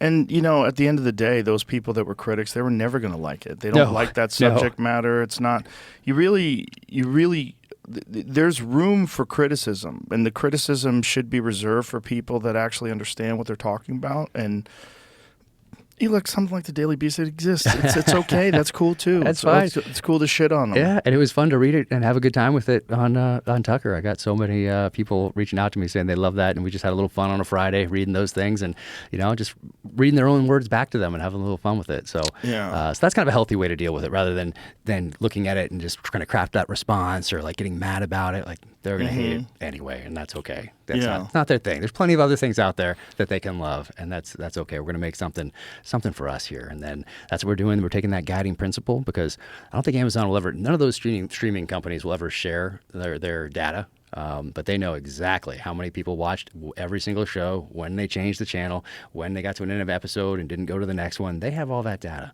And that's the reason that we're doing a spinoff and a second season, is because What's they know. the spinoff? So spinoff is, there's a character, Ben Edwards. And so spoiler alert for those who have not seen it. We'll just give you 2 seconds to put the earmuffs on. So he's killed at the end. And so it's a prequel that goes back to show how he went from the SEAL teams to the CIA, essentially how he turns bad. That's played by Taylor Kitsch, who was just awesome. And that's one of the characters I thought was more fully developed than the character in my novel. And on the page, and then what Taylor Kitsch brought to it was just next level. So when we did the premiere in LA in June, and it debuted on July 1st, but we did the premiere in June, I came home, and for some reason I had a day without interruption. I don't know where my wife and kids were, but I was sitting in a chair that I would never sit in if I didn't want to be interrupted. And I wrote from the second I woke up all the way through the night until they got back, and I wrote a spinoff, and I sent it to the showrunner, David DiGilio, and he loved it. And then a couple days later, Chris Pratt called, and he's like, "Hey, I have this idea for a spinoff," and he pitched me on it, and it wasn't mine. It was not my spinoff. Mine was totally different, and his was this Taylor Kitsch spinoff, a prequel going back in time a little bit. And I said, "Chris, that's amazing. Let's do that. That's a great idea." And so he pitched it to Taylor. Taylor was all on board, and then we put a package together and pitched it to Amazon, and they loved it. And so off we go to the races with this spin-off, which is more of an international espionage type of a show rather than revenge thriller, action thriller, conspiracy thriller like the first one. And it is awesome. And also nobody can compare it to a book. So even fans of the book that look at it and say, this is different, this is different, this is different, I hate it, because there's no prequel. And then that leads right into the second season, True Believer, starring Chris Pratt. So we'll roll right into that. And things in Hollywood, as you know, can go off the rails at any time. So I always have, that's just how it goes. But right now we're working on those scripts, we put the pencils down about 5 days ago now, 6 days ago, 7 days ago for the writer's strike. But we were about at episode 5, and it's good. Oh man, it's awesome. That's awesome. Yeah. And so when was that supposed to go into production? We were supposed to do it sometime in the fall, and or early fall, and start filming then, and then post production, and who knows when they get it out after that. But international this time. Have they made progress with the strike? Are they? I don't know. I think they're picketing right now, so I think it's the early stages still, and there's so much to negotiate. I mean, I don't know, but I would think it might take a little bit with this one. I don't know. Yeah, when someone crosses the writer strike, that's some dirty shit. Yeah, they cross the picket line. Yeah, I haven't seen anybody doing that yet. I think Ellen did. Oh, really? Yeah. Oh. I had a buddy of mine who was writing on Ellen. Oh. Back in the day. Oh, well. Yeah. That's tough because now going forward, everybody's like, hey, you're the one that didn't stand up. Well, also.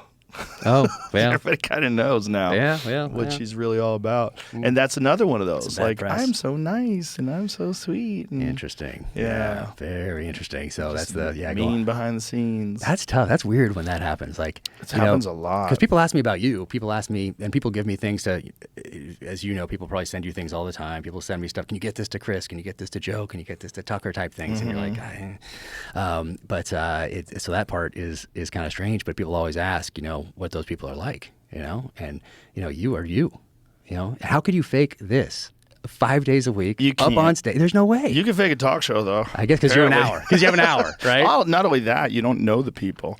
You're not having these uncensored conversations for hours. Yeah, it's very edited, and it's also like there's an audience there, so you're playing to the audience, and you're well aware, and there's stuff that's filmed, stuff that's not filmed. Yeah. And, it's Chris is the same thing, man. Chris is so, me and my wife were having a conversation about like actors, and she was talking about someone that was very annoying and I said, I go, it's rare, but it makes you cherish the ones that are cool, like Scott Eastwood. Scott Eastwood, if you didn't know that he was Clint Eastwood's son, if you didn't know he's a big movie star, he's like the fucking nicest, most normal, no ego having guy, just friendly and normal. You talk to him, he's not needy. He's just like right there. He's a great guy. But unless you put two pictures of him and his dad, like from the 70s now, then that's an amazing resemblance. Crazy resemblance. Yeah, he seems like an awesome guy. Strong genes. That is. Those are good ones right there. Those outlaw Josie Wales genes. They went right in That's the picture. That's the picture. Great fucking genes, though. Not bad. If you had to choose. Good looking guy. Not bad. But yeah, Chris, him and Chris, so nice. They're the nicest guy. I ran into Chris once, accidental, just randomly in Hawaii. With my family, I believe he was on his honeymoon. Yeah, at Four Seasons out there. Yes, in Lanai. Yeah, we were setting some stuff up for him. We were just gonna get him a little house there. They decided to go with the actual hotel, but and we'd spent some time together in Utah. You and Chris out there. Yeah. That was the first time that I got to sit. So we'd optioned it before the book came out, so January of 2018, and we all met up in Utah in August of 2018. Was maybe the book September. out when I met you? A book was out for a few months. Yep, the book was out for a few months, but yeah, Chris saw it early because Jared Shaw, my buddy, gave him a copy because of a favor I did for Jared in the SEAL teams, which I just did because once again you want to help good guys, and he was getting out of the SEAL team, so I introduced him to some people in the private sector and followed up, and I forgot all about it, and he never did. So he called me when he heard that I had a book coming out. So a few months before it came out in November of 2017, called me and said, "Hey man, I always wanted to thank you for what you did for me," and I couldn't remember what it was, and he told me what it was, and I said, "Oh man, great, how's it going?" And he said, "It's going great, but I heard you have a book coming out." And I said, "Yeah, I can send you an early copy if you'd like." And he said, "Well, I'd like to give it to a friend of mine if that's okay." And I said, "Yeah, no problem. Who's that?" And Chris Pratt. So, and that's who I thought about playing the role when I was writing it, before he'd been in Guardians, before he'd been in Jurassic World. Really? So he'd been in Andy Parks Dwyer, and Parks and Rec. And you thought about him in Chubby Chris Pratt in really? Parks and Rec, but I saw him make the transformation to SEAL Operator in Zero Dark 30, where he had a very small role. So I thought, okay, I see this guy right here. Look at that transformation, and he seems like an inherently likable person on and off screen. So, and then I thought back then, I'm going to give Chris a chance here. I'm going to help his career along because it looks like he needs. This is me writing my first sentence of the book in Coronado, California, still in the SEAL teams, in a little office off our bedroom. But I thought of Chris Pratt, and that's because back in the day, everybody loved Magnum PI in the 80s, and because he was funny, but he could flip that switch, and he could get it done. In one episode, we talked about this once before. There's an episode where it's the first time on network television where a protagonist kills a bad guy who's unarmed. And it's an amazing episode. They had to fight for it, and they got it. And now it's a classic episode of 80s television. And so I thought about that, flipping that switch. I thought about my background in the SEAL teams and coming home to wife and kids and all that stuff and having to flip that switch. And I thought, Chris is the guy who can pull this off. He hasn't done something like this, hasn't been in action films yet. And so I thought of Chris, and then I thought of Antoine being the director. And because I love what he did with Training Day and Tears of the Sun and a movie called Shooter based on Point of Impact by Stephen Hunter. And I just loved Antoine's work. So I thought, this is the guy. And now we're all 3 executive producers on it and doing it. So do you ever wonder if you made that happen with your brain? Like how much do you think you manifest things with your mind? Well, it certainly didn't take up any of that bandwidth, worried about it not happening. And I think a lot of that comes from just knowing what I wanted to do from a very early age, serve my country specifically as a SEAL, and then write thrillers back from my earliest days. So I started building this foundation at age 7, 8, 9, 10, 11, 12, 13, 14, reading all these guys like Tom Clancy and Nelson DeMille and A.J. Quinnell and J.C. Pollock and Mark Olden and Louis L'Amour and Stephen Hunter, all these guys back in the 80s who had protagonists with backgrounds I wanted in real life one day. So I read all those, and I just loved the magic in those pages and knew that one day I'd write those. But that wasn't like Machiavellian. I wasn't like, I'm going to read these today at age 12 so that one day I can write them at age 45. No, I just loved those books. And then I was studying warfare and insurgencies and counterinsurgencies and terrorism and special operations. So I had this academic study of warfare that's never stopped. And then I had the practical application on the field of battle in Iraq and Afghanistan. It all came together at the right time and place. So I never worried about not making it. I only saw a #1 New York Times bestseller on all those books I read growing up. I only saw those books like First Blood made into a film. And so that was what was always in my mind. So if I write this book, it's going to be a #1 New York Times bestseller, and it's going to be optioned by whoever I want to make it a #1 film. And that stuff happened. But I didn't worry about it not happening, if that makes sense. Maybe it's a little naivete, which seems to sometimes have helps. Fun. Yeah, exactly. I didn't worry about the odds. People love to tell you the odds. They're going to tell you how hard it is. What's your backup plan? You want to be an author? Oh, what are you really going to do when that fails?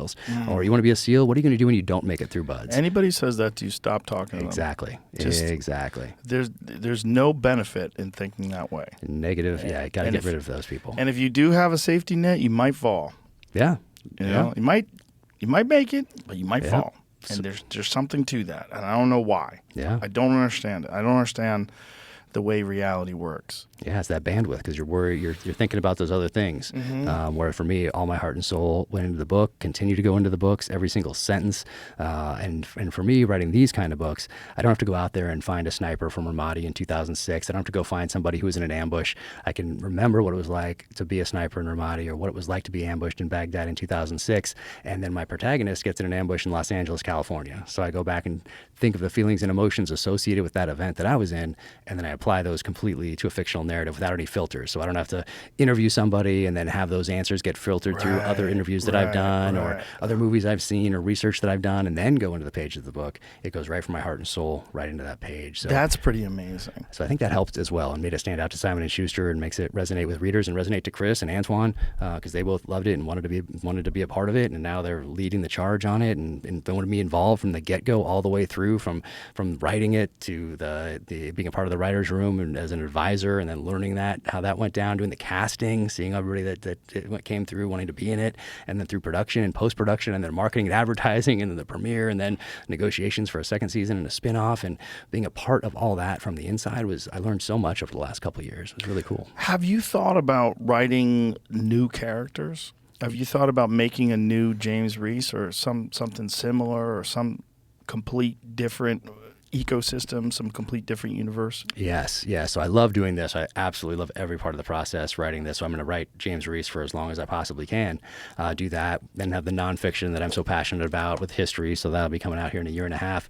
And then there's another thing in the works that got put on a little bit of hold because of the writer's strike. But I'll text you about it when it comes through. But there's some other things in the works that I thought would be done by now. But yeah, writer's strike, everything goes on hold for that. But there's some other things that will allow me to write some other characters and work on some other productions, I guess is the best way to put it. So would it be productions or would it be novels or both? Some other, exactly, both. Both, yeah. So we'll see. There's a thing about getting trapped in the success. Mm-hmm. Like you have and also you have to have Chris Pratt on board. You can't recast. No, I don't think so. He's the guy. Guy. I mean, they do. How many Jack Ryans have we had? We've had 1, 2, 3, 4, like 5. Jack Ryan's up to this point. So that one survived, and people accepted that. Yeah, I but so guess. close, so close to the time that the book came out, maybe not. But Alec Baldwin and Harrison Ford were pretty close to those movies in the '80s. Really in early '90s. So there is that. But you never know how things are going to go. It's But like Chris how many crushed James it. Bonds have there been? Yep, exactly. Yeah. That continues, and so there is that. There is precedent there, but the casting was really interesting because you see these people who you've grown up watching, who during that time it's kind of COVID. Well, it is COVID time, so they're doing screen tests, and you're seeing these people that everyone knows the name of, like doing a screen test, wanting to be in the show, and I'm like part of that. It was crazy. It was crazy. And then Taylor, of course, just knocked it out of the park when we saw the screen test with him and Chris. Like, there was no question. Like, Taylor is Ben Edwards, and Taylor is just an awesome dude, and he's so fired up to get to work. We're just texting on the way over here, and he's so excited to get to work on this next one. And he just elevated that character to a new level, and such a good dude. Suck playing a bad guy though. Yeah, but now he gets to go back and kind of like play around with it a little bit. Yeah, and we have to get great action sequences that are just next level.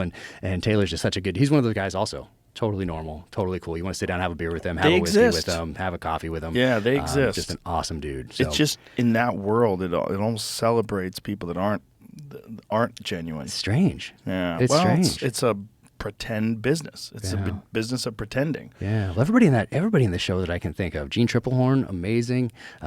She played Secretary of Defense. Lorraine Hartley. Man, she's been around. Cool. That lady's done some great movies. Amazing movie, and so nice, and so kind, and so normal.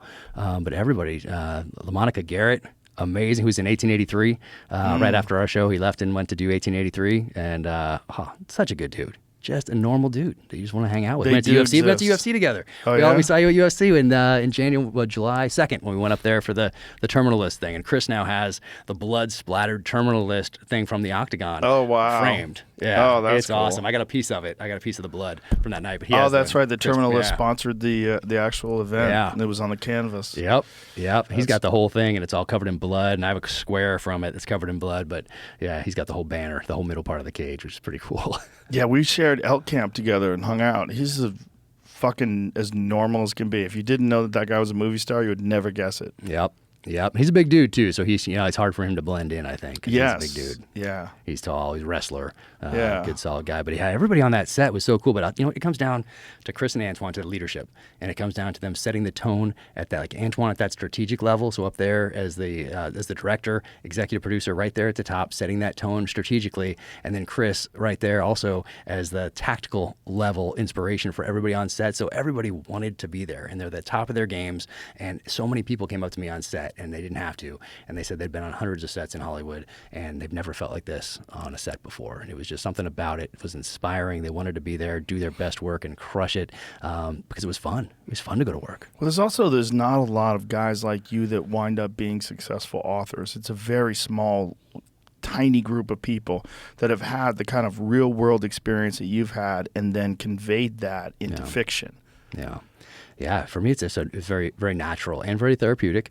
But also, I knew what I wanted to. I didn't wake up at age 45 and say, "Hey, can you make money at writing? What should I have been reading for the last 30 years in preparation for this?" That's what's crazy. It's like your life was like sort of ordained. Like it's almost like it's destiny. Well, I think it's my parents made reading a natural part of my life. It wasn't something that was forced upon me. It was just as natural as anything else. And just reading is what we did. My mom's a librarian, so grew up with the love of books and reading. So it's been as normal as having a phone, I guess, for a lot of kids today. It was normal for me to have books. I've never been without a book. I've never been not in the middle of a book. And when I finish one, I'd start the next one. I've never had like a week wondering what I should read next. I've never had that my entire life. Do you read, do you listen rather to audiobooks? Nope. Always read? Yep, always read, just 'cause that's how I grew up. That I love turning the pages. But audiobooks are the fastest growing segment of publishing, and I'm so fortunate to have Ray Porter, who's also an awesome guy, by the Shakespearean trained actor. He's been in tons of shows. If you look up Ray Porter, you can see just a list of shows that he's been in. He's great. He's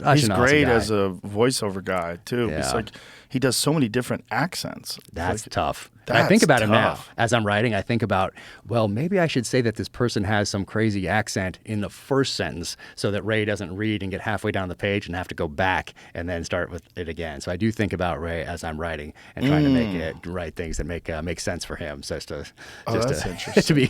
to be kind, so I don't get to the end and all of a sudden say this person had some Rhodesian accent. So. Has anybody ever come up to you and said, "Hey, are you writing about me?" Nope, not yet, not yet. But for the people that I write about that could be bad guys, I don't have contact with any of them. Oh, well, that's good. Yeah. So let them hear about it. not yet. There's some, and it's we're all products of our experience and what we decide to study, and so there are maybe some characters in these books that might seem similar to some people at higher levels of government or military, and I kind of morph some things together and maybe make them worse or sometimes better than they actually are.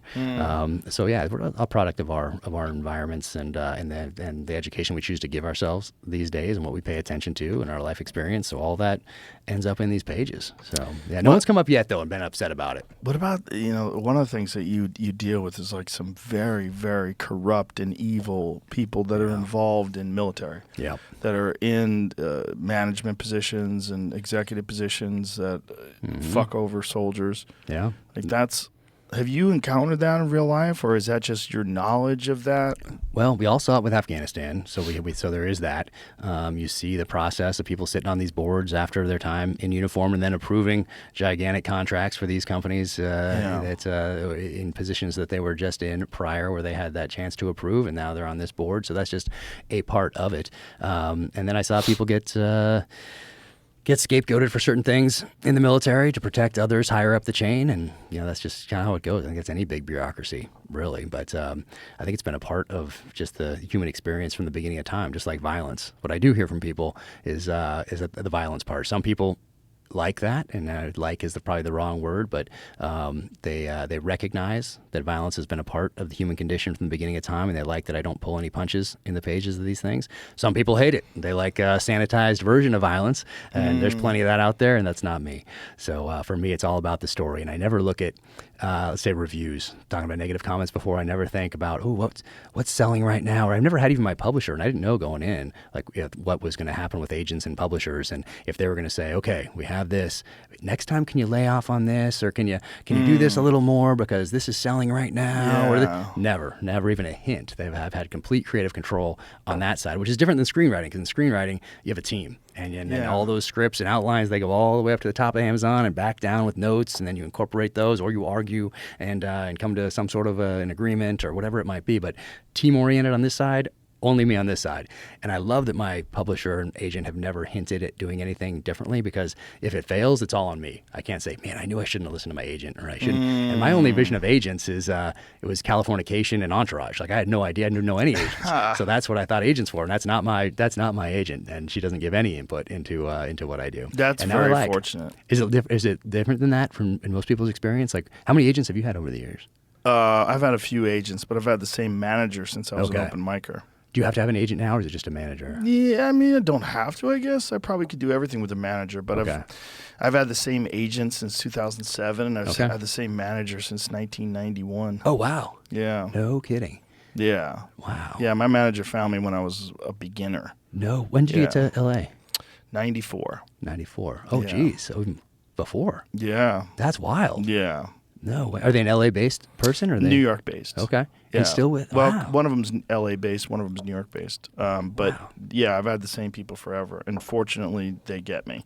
But that's the thing awesome. that you can run into the wrong. Like in Hollywood, they're notorious for taking things that are very successful and fucking them up because they have their input on it. I mean, that's what they did with the Chappelle Show.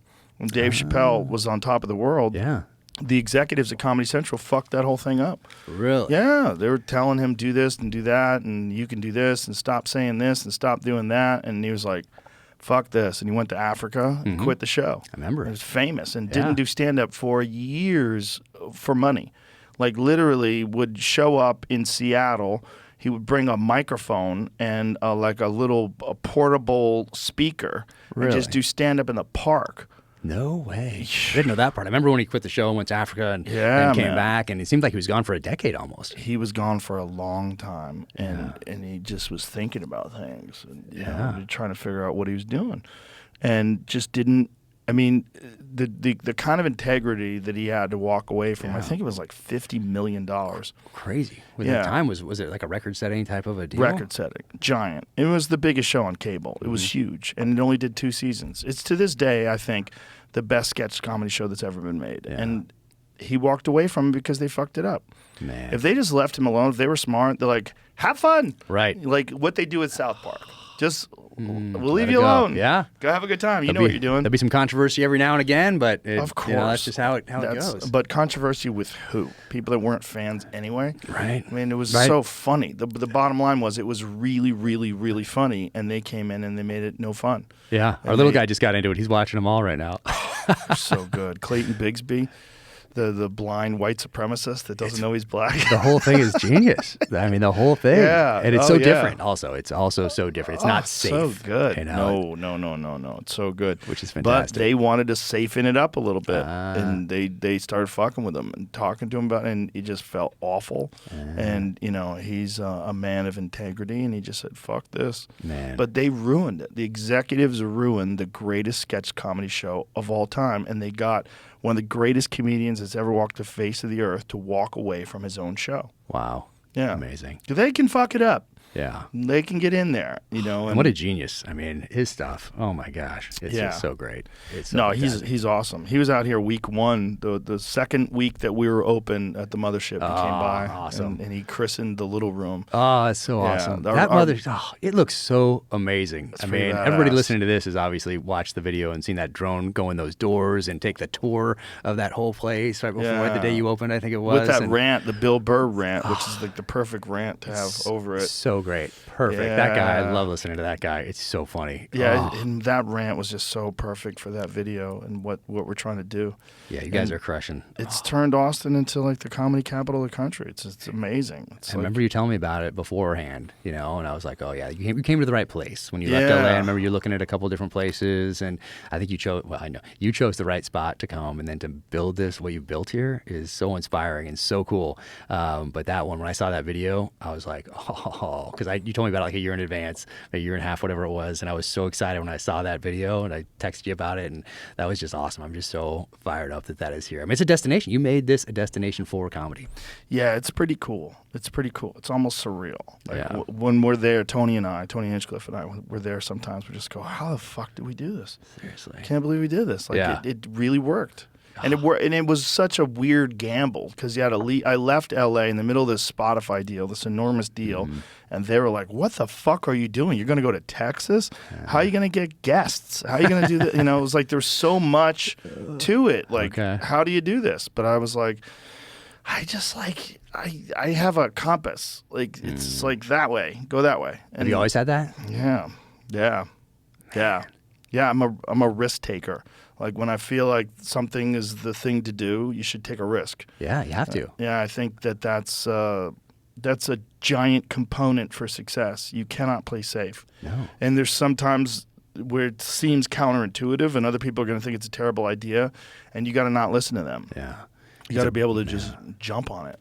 Yeah, we call it in sniper school a bold adjustment. So you have a certain amount of time on that line, and you have, especially if you're doing something with like an old M14 type of a thing, where you're starting out and you're doing these clicks on your scope and on your elevation, and like bold adjustments, gentlemen. I remember them walking down the line saying that. So you're not like taking a tiny click because they've got to get people through this course or get them out of the course or whatever it is. So bold adjustment, okay, went there, boom, halfway back, bang, you're on. Instead of these little tiny, very safe, tiny little adjustments that keep you on that line for another hour. Yeah. No, bold adjustments is what they told us. So that's what it sounds like here.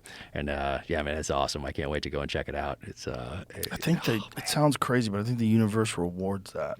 yeah, I mean, you have to. Otherwise, you just have a safe. I mean, you get one shot. Yeah. One shot at life. Yeah. And one shot to, well, you can learn from successes and failures. So why not learn from them and take some risks and do it? Because you're not coming back. Well, maybe. We don't know. Maybe. Yeah, who knows? Yeah, who knows? Maybe you're just doing it over and over and over and over and over again, and that's one of the reasons Maybe. why I'm willing to take these chances. Maybe. It's because I've fucked it up before, and I know, nope, now's the time to get moving. This is your 500th time Like, going through this. Remember when you stayed in L.A., that Groundhog last Day. life? Let's get the fuck Exactly. out of there. Time to go. Time to Let's go. not be depressed. Yeah, it was the first time Yeah. I came out was LA, and that was a crazy time to come out because that was COVID. So the book hit the New York Times list, and then you texted, and I jumped in the car and drove on out, and there was nobody on the roads. That was crazy. That was April of late April, early May of 2020. 2020. Yeah. Nobody on the roads, nobody on the 405. Like that was super weird.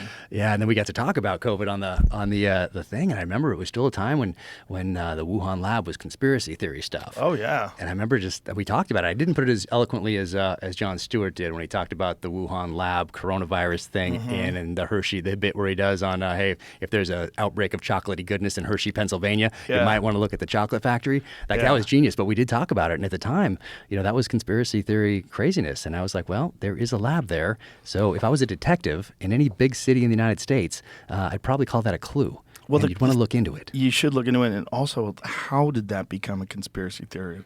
I mean, what fantastic level of manipulation and propaganda did they impart on the United States that was a conspiracy theory? That a respiratory coronavirus lab in Wuhan, China, definitely couldn't be the place. It's like a block away. Yeah. It's certainly not that place. It could be anything else. We're not sure, but it's certainly not the coronavirus lab a block away from the outbreak. Like looking also, back on it, at the time, I had been very fortunate to be friends with people that actually understood viruses and actually understood, the fear and cleavage sites and the way that viruses normally jump from an animal host to a human, the natural spillover. Yeah. There's so many different factors that pointed to the idea that this is a gain-of-function research project that went wrong. And that's what it was. And there's still people out there that deny that. That one little guy, that little fella, that little Anthony Fauci fella. Yeah, you see. There is no evidence. That little fucker. But that's the manipulation part, where as a populace, we have to realize that we are being manipulated in many instances. And not only that, but that one guy's been manipulating people that way his entire career. Did you ever read the Robert Kennedy book? No, it's on my list, but I have not. Holy shit. Pretty good. I need to read that. So these days, I read for people coming on the podcast. I've read every book for people that have come on thus far. I don't know if I'll always be able to. But I think some of those books would have fallen to lower on the priority list if they weren't coming on the podcast. But some of those conversations that I've had in the books I've read have made it into the pages of the novel. So there's all this overlap to include this one. Brian Mora has a book called The Able Archers, and it talks about a nuclear exchange that almost happened between the United States and the Soviet Union in 1983. And there was one guy in the Soviet Union, an officer on watch that night, who was not supposed to be there. The guy who was supposed to be there got sick. So this one guy steps up, goes in for the person who's sick, and he's the one guy who studied the United States, and he's an intellectual, and he's put in this time and effort into understanding the strategic kind of aspects of this conflict in the Cold War. And there's a launch from the United States, ICBMs, heading towards the Soviet Union. That's what shows up on their screen. And what he's supposed to do is launch back. And he has pressure from above to launch. It's the protocol, and he doesn't, because he's like, this isn't right. And it was a glitch in their system that showed. Christ. Yeah, and there was all these other things at play too. Korean Airlines Flight 007 that was shot down early. There's all these things happening that would lend themselves heightened to tensions. Exactly. So those documents were just, I think it was, I might be off by a year or two, but I think it was 1999 when these documents were finally declassified. So well after the end of the Cold War, but things like that. So I read that book and had that conversation with this guy, and he's a really nice guy, great guy, been in the intelligence world his whole career, and that made it into the pages of this novel. So there's overlap, but Robert Kennedy has not been on the podcast yet, so I have not read that book, but I've been meaning to read it. It sounds fascinating. He was just on Russell Brand's podcast, and he talked about his uncle and his father's assassination. Holy shit. His recall is amazing. His ability to just remember all these different pieces that were in play, particularly with the JFK assassination and Lee Harvey Oswald, and the fact that Lee Harvey Oswald was a CIA asset and that he had defected to Russia, but it was a fake defection, and that all the different pieces that were in place that you could point to. There's so much evidence. He's like, if we went into this, he said to Russell that if we just wanted to cover the evidence that the CIA killed JFK, he goes, this would be a 10-hour podcast. Yeah, no, it's fascinating, and it makes it. You haven't gotten to the stage in the book yet, but I don't want to give too much away. Don't give it away. Yeah, no. But you'll like, when you get to the certain part, you'll be like, no way, because I think nobody is going to expect this part of the book to go the way it does. But point being, it takes us back to that assassination, and so crazy. Early '90s. Remember, I mean, you had Oliver North on here, which is Oliver North's books, fascinating. But you have Congress mandating law that the United States has to declassify these documents by a certain date. Yep. And 2 administrations, after a visit from the CIA, neglect to do that, or they let some things out, but not everything, like is mandated by law all these years after. So if they're not involved, and they might not be, but they're certainly going well out of their way to make themselves look guilty. Yeah. Like really trying hard to make themselves look guilty. But I feel like them making themselves look guilty is safer than removing all doubt. Maybe. Yeah. I mean, because we're not talking about, I mean, Tucker talked about it on his television show, and he boldly claimed that the CIA, killed Ken. But it was a weird way he did it. Like he said, someone told me, and he doesn't release that person's name. It's like, the way Robert Kennedy Jr. talks about it on Russell Brand's podcast, it's like I'm gonna listen to that. depth. Yeah. And it's just this holy shit. Yeah, it's incredible. I mean, in most of my books, I make mention, and this one in particular, go back to the church hearings and the Pike hearings of the 70s that exposed some overreach by agencies in the federal government, particularly the CIA. But as it pertains to the Kennedy assassination, it is so strange. All these years later, they still walk into the Oval Office and have a private conversation and walk out, and all of a sudden these documents that are mandated to be released by law are not. Yeah. Like so odd. But in this one also, so a friend of mine married into the Kennedy family, so I went back to Hyannisport, got to meet Robert Kennedy, and I spent some time with Ethel Kennedy, and it was amazing. And that experience also informs. I think you've gotten to that chapter already, where he goes to meet the old woman, and so that part inspired this book right here. And that was really cool to be back there and see. Look at this chair. And in this chair, there's a little table next to it, and you see a picture of JFK watching the election results come in. And you look at the picture, and you look at the chair, and it's him in that chair right there. It's amazing. It was really interesting to be in that part of the world, in that place, with that family. But yeah, it inspired this. Old history. Yeah. Yeah, big time. Yeah. But it inspired this, and I mean, who knows if we'll ever get to the bottom of that assassination? And it wasn't that long ago. Like when we were born, we thought it was a long time ago. Like let's say 1983 or something. 63 is a long time ago when you're a kid. But now looking back, everything's relative. It's that time-space continuum thing. Whatever that is, that's a real deal. Time speeding up as you get older. And sure. It's. I saw a meme the other day, and it said if Marty McFly went back in time today, he'd be going back to 1993. Or something like that. Jesus. Yeah, I know. Well, how about World War I was 100 years ago? Crazy. Well, yeah, a little over, but yeah. Yeah, I mean, that's essentially 100 years. That's nothing. Yeah. That's nothing. World War II, less. Yeah. Vietnam, much less. Yeah. Korea, less. Yep. And Donnie Edwards, who has the Best Defense Foundation, he has a picture of himself with a World War I veteran, which is pretty cool. And so my daughter, who's 17, we went to Pearl Harbor and took 62 veterans back to Pearl Harbor for the 80th anniversary commemoration event about a year and a half ago.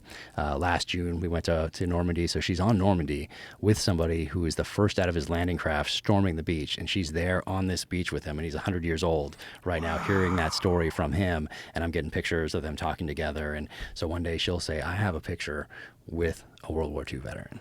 What percentage of guys died on that beach? I don't know the exact numbers, but it was a lot, and then a lot when you think about the Pacific Campaign, and they did that over and over again, island after island after island.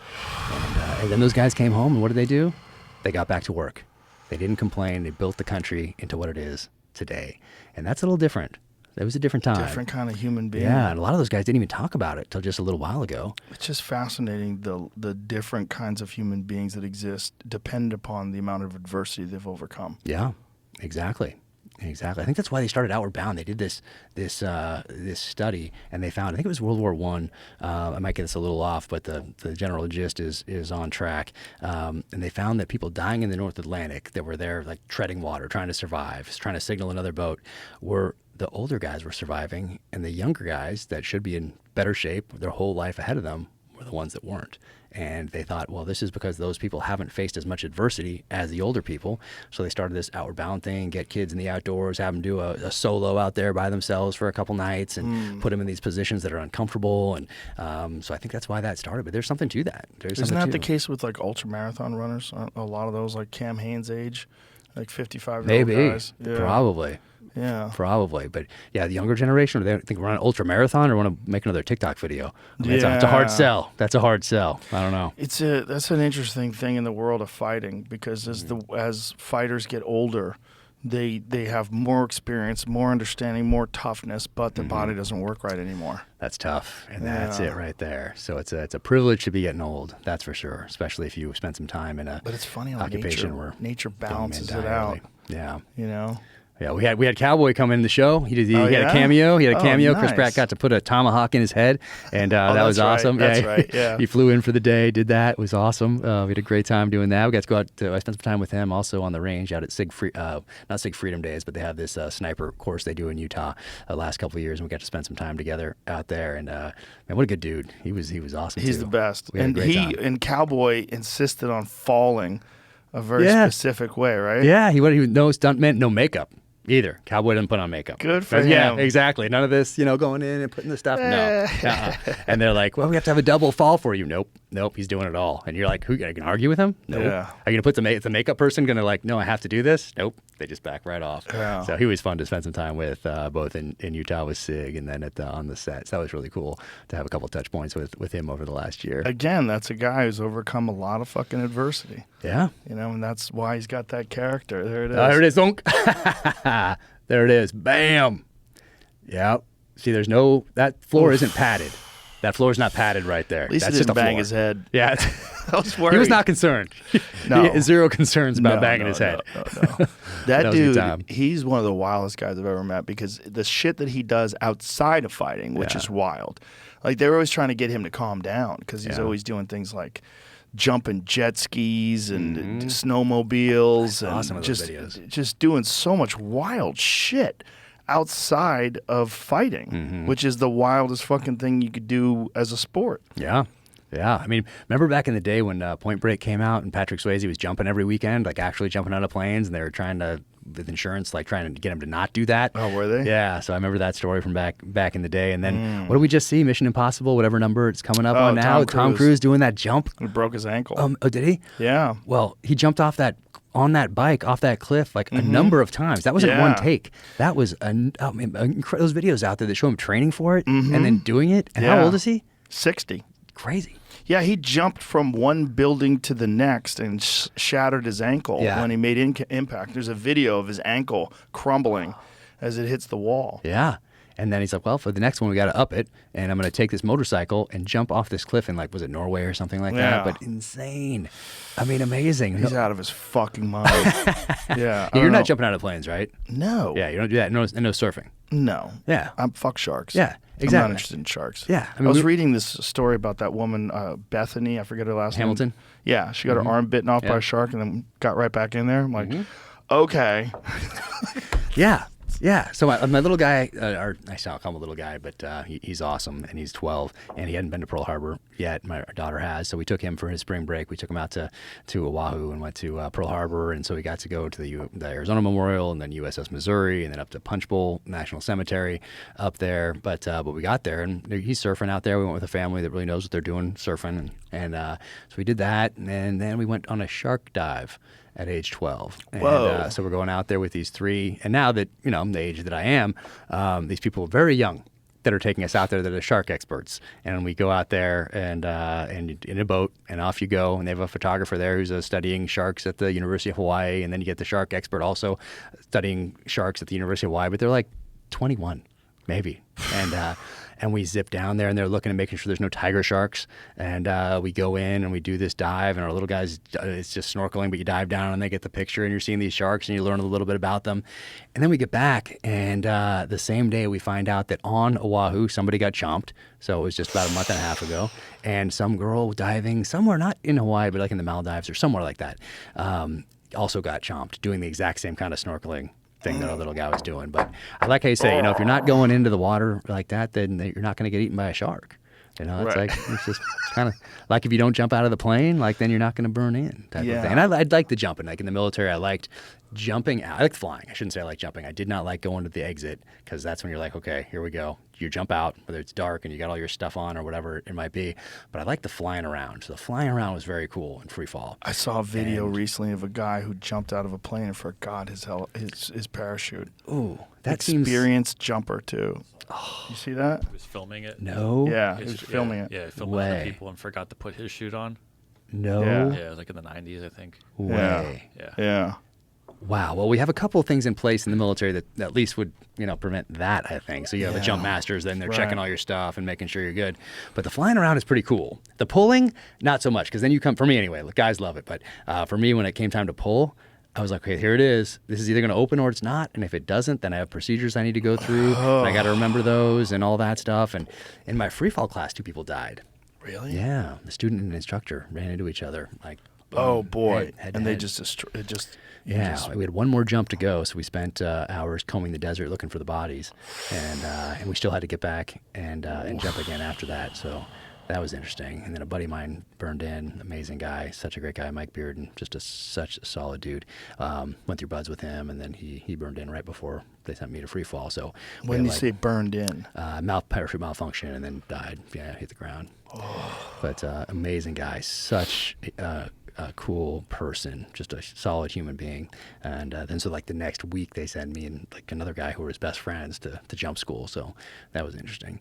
But and then have 2 people die in your class, have to do the investigation. So then you're sitting there on base waiting for this investigation to be done for like a week and a half, and then you do your final jump. So it's not without its risks. That's for definitely sure. I think that's part of the excitement about it. Maybe that's why I asked Andy about it. He's not doing. I don't think he's doing it too much anymore. Andy Stump. Andy's out of his fucking mind. Yeah, I don't think he's done it in a while though. I don't think it's been a little bit since I've seen him do a base jump. He'll do it. He's just doing them. Was he doing base? He's jumping out of planes. Just jumping out of planes still. Yeah. But maybe not the base jumping.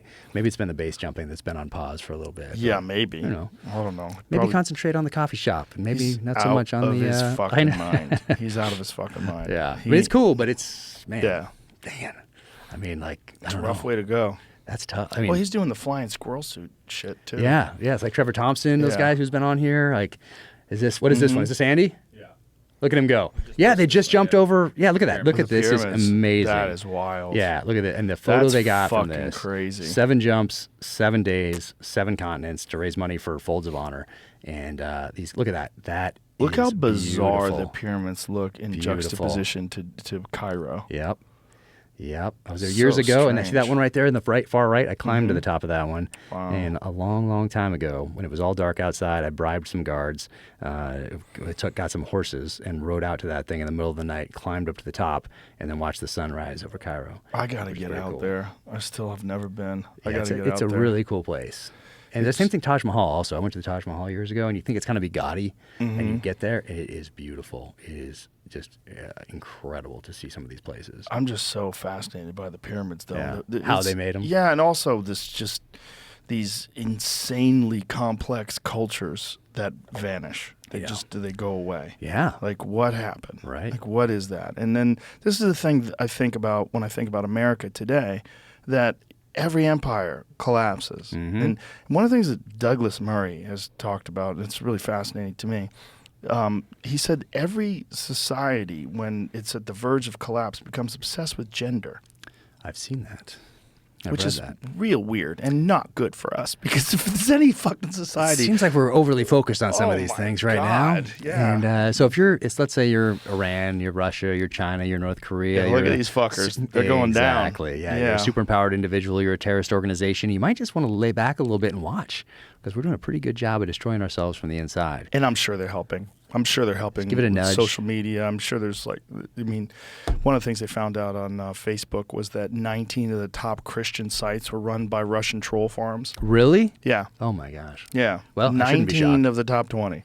And they're just shocked. saying wild shit and trying to start a holy war. Just trying to divide. Oh my gosh. And then we get so we have aliens. We have some spaceships in here. In the news. Imagine that coming out in 1985. Yeah. I don't know what to think about that. I go back and forth and back and forth. Part of me thinks some of it is real. Yeah. And part of me thinks a good percentage of it is probably like some black project that they're not telling us about, that is some insanely complex drone, an unmanned drone that has capabilities beyond what we think of. Right. In terms of conventional propulsion systems. Right. No, certainly a possibility. A lot of those sightings were, in fact, the black helicopters. Mm-hmm. They're black helicopters, but they're training for overseas, and they just have to go to these cities every now and again to or do stealth bombers. The B-52. Stealth back in the day. Yeah, back in the day. Remember the 80s? There was a model of it. I remember I forget the model. Anyway, I built some old World War II planes back in the day, and I always see this stealth bomber that was like a interpretation from the toy company that made these models of a stealth bomber, and it was pretty dang close when they actually revealed it years later. So I distinctly remember that. But did you have the guy that is it a Navy pilot? Commander Fravor. Okay. Did you have him on? Yes. I think. Yeah, but two guys, Ryan Graves and Commander Fravor. Both of them were fascinating. Commander Fravor was the one that off the coast of San Diego in 2004, he encountered that object that went from more than 50,000 feet above sea level to 50 in less than a second. Yeah, they have no idea what it did. It was blocking the tracking systems. They got visual. They saw it visually. They have footage of it. They have video footage of it. Multiple jets encountered this thing, and when it zipped off at insane rates of speed, it returned to their cat point. So the place where they were supposed to go meet up later, it went there. Like, I know where you're going, bitch. Wild. Yeah. They don't know what it is. They don't know where. They think there was something else that was under the water, that it was interacting with something that was under the water because there was ripples, like there was like almost like a submarine. Jeez. So whatever that thing was that they encountered, that man, Commander Fravor, who is so rock solid. Yeah. When you talk to him, he's not a loon in any shape of the world. He's just a fucking dedicated, lifelong pilot, military man who's just his credentials are impeccable. Wow. And when he talks about it, it's pretty stunning. And also the attitude that a lot of the higher ups had, like they were aware of it, and that they talked to people on the Nimitz, and they were saying, "Yeah, we see these things every couple of weeks." And they those guys say that some of the things they saw were classified. Really. Yeah, and then there was wild. Ryan Graves, who said that I believe it was in 2014 they upgraded all of their equipment, and then they started seeing these things because the equipment have new capabilities, and they're seeing these things that are 120 knot winds, completely motionless, just staying and just totally still. Which is like how? No heat signature, no visual means of propulsion. They don't know what the fuck these things were doing, moving at insane rates of speed occasionally, shadowing them. They try to find them. They try to catch up and they take off. They couldn't keep up with them. They don't know what they are. There That's was crazy. Something that was a cube inside a sphere. Did those guys write books, or did they? I forget. Did one of them write a book about it, or just talk about it? I don't know if any of those guys have written a book. Yeah. But Commander Fravor, I first saw him on Lex Friedman's podcast, and then I had him on mine to talk to him about it. But it is a fascinating encounter. Where did you get into UFOs and all that sort of thing? Oh, I don't know. I think since I was a kid. It's just fun, you know, just because I think it's interesting. And then I got obsessed with the Roswell crash, and then, reading all these different books about it. But it wasn't until talking to people that have had experiences that really burns in your head. Right. Because you're talking to these, you can kind of get a sense of people are bullshit artists. You kind of get a sense. The Bob Lazar one's the most bizarre. I don't know that Bob one. Lazar is the gentleman that worked on Area S4. Site 4, Area 51. He worked back engineering with this thing that they said that they had recovered. And they were trying to figure out how the propulsion system worked. And they brought him on. And they don't tell him what these things are. What it is like, hey, tell us how this works. And he's in this thing that's designed for something that's 3 feet tall. These completely smooth surfaces, this metal that they don't understand. This visual. Oh, really? The metal, the actual thing. It's not, they don't just know, like in the movies, where like we don't have any evidence of this ever existing as an element. What the fuck it is? There was different. He said the problem with it is that science doesn't exist in a vacuum. You need a bunch of scientists comparing notes and trying to discuss it, but everything was top secret and classified, so they couldn't do that. So they brought in people the metallurgy people, and they were not allowed to communicate with the people that were the propulsions experts. Yeah. They were not allowed to communicate with people who supposedly had some sort of contact with the biological entities. And then there's this amazing documentary that was just released recently called Moment of Contact about Varginha, Brazil. In 1996, there was a crash. And not only was a crash, but there's a crash and these bodies. One of them was alive and injured. This soldier picked this thing up. They carry this thing to multiple different hospitals. They did autopsies on this thing. What? And then the soldier who encountered it died of a horrific bacterial infection that they could not describe. They didn't know what it was. They didn't know how he got it. And he got it from being in contact with this entity, supposedly. What? Oh, my God. What's it called? Moment of contact. Moment of contact. It's incredible. That's insane. What's incredible, too, is this one of these guys, one of the soldiers that was in this documentary, they bring him to the crash site, and this guy starts weeping, and he's talking about it. I mean, unless this guy's like the greatest fucking actor the world's ever known, the way he reacts when he sees this site, when he describes his experience, when they found this thing that had crash landed. And there's also documentation that the Air Force had flown a jet to Virginia and returned with whatever the fuck they caught, whatever they got there, and brought it back to the United States. That is wild. You know, Jackie Gleason supposedly had an encounter with Nixon. That Nixon and Gleason were buddies, and they were drinking. Really? And I did not know It's this. a famous story that's disputed, but apparently... Let's go with it, though. Let's go with it. Yeah. Gleason apparently had said that Jackie Gleason and him were drinking, and Nixon was like, "You want to see a fucking UFO?" No way. Yeah, and he flew him to see wreckage, and they had frozen biological entities, and they got a chance to see these things that they had frozen. What? Yeah. What? Yeah. So that must have been like early 70s at some point. Something like that. And That's Jackie Gleason crazy. wound up having a house built in the shape of a UFO afterwards. No Yeah, way. that was for sale as recently as I think like a decade ago. See if you can find that Where? house. In LA or something? No, it's in upstate New York. But the house looks like a fucking UFO. No Like he had a way. UFO house built. Yeah, Jackie Gleason apparently was obsessed with UFOs after the fact. No. So this What? is yeah. that Jackie looks Gleason's like a UFO cabin. inspired upstate New York spaceship house. No way. Yeah. That was Doesn't his that look like, and that picture makes it look bigger. Okay, that's serious. Yeah, Oh, it's wow. a fucking. That's beautiful. Oh, that's two different buildings. Oh, Oh, he has the more first than one's one like of the them? guest house. Top, yeah. Oh, I see. Small building. Yeah, look at that. Yeah, that's the fucking guest house. thing. The other one. Wild. That's amazing. Yeah. So Jackie Gleason became a UFO freak. Man, I'm gonna do that after this. That's a pretty cool looking house. Yeah, it's pretty dope. Oh Yeah. my god, Oh, I wow, wish it look was. at that. I wonder if it's still for sale. That's Entrance to amazing. the mothership. Woo! I'm gonna talk to my wife about this when I get Yeah. home. This is serious right here. Well, now you have this SIG Spear. So there's a lot of UFO stuff on this SIG Spear. So maybe this should be reserved for taking out the aliens when they come. I don't want to take them out. Well, if they attack you. Listen, I don't think they're going to attack. If they attack. If they do attack, I think they could render you useless almost instantaneously. But them too. They're kind of like, why wouldn't they just sit back and watch? I Like, think they're if they're I going to pass right by. If I had a guess, I mean, just the wildest of speculations, I would guess that every civilization reaches a point of technological proficiency when they're also dealing with these territorial, warring tribes Yeah. where they have the ability to literally destroy the earth. And that if this is a natural course of progression for intelligent beings, they get to this point, there's a transition where it gets very dangerous.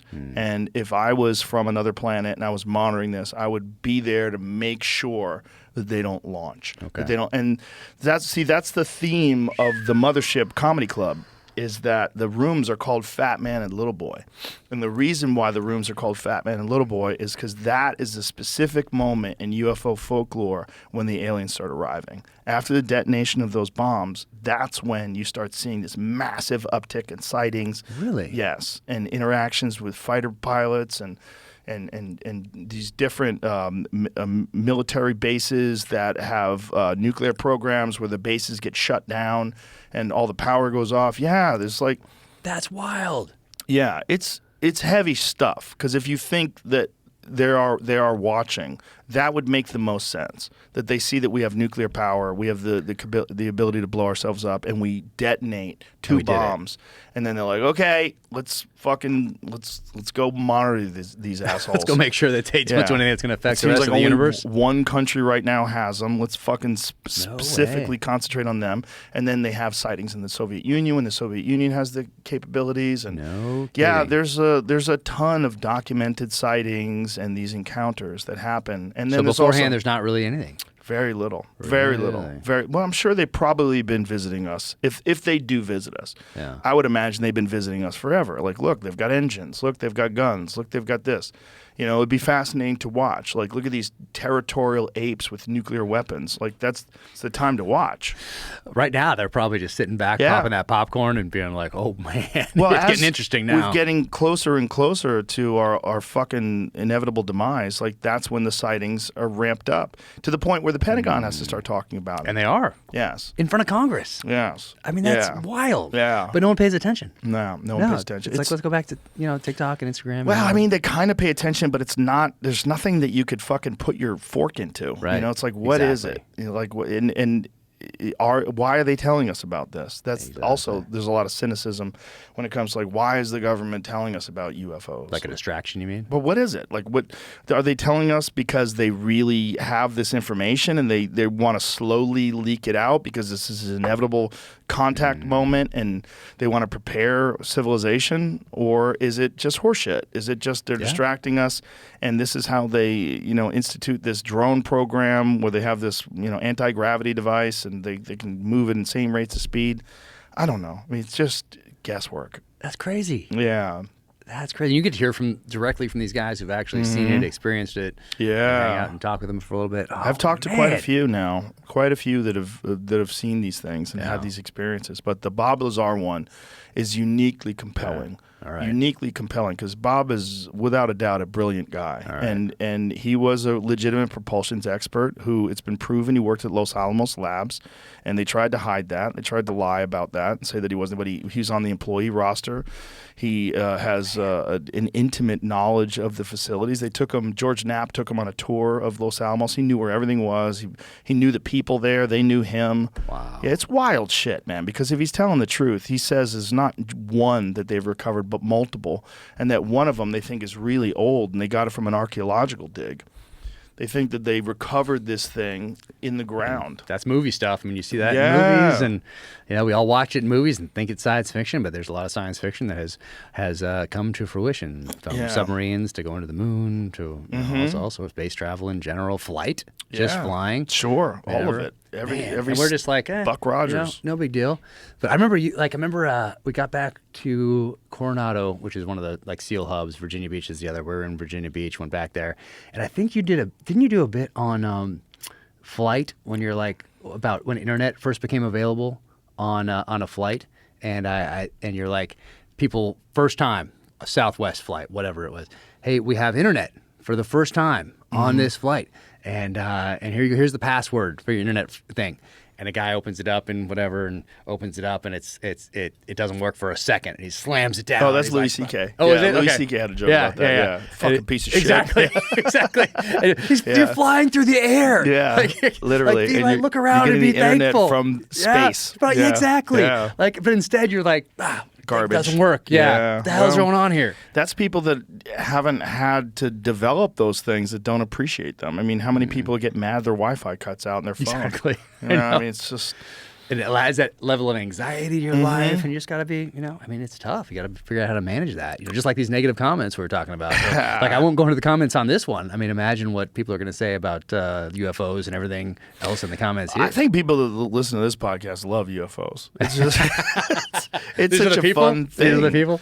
It's such a fun thing to be excited about. I mean, and it might be the thing that could save us from demise. If we really are on this path of mutually assured destruction with Russia and with China invading Taiwan, which seems also inevitable.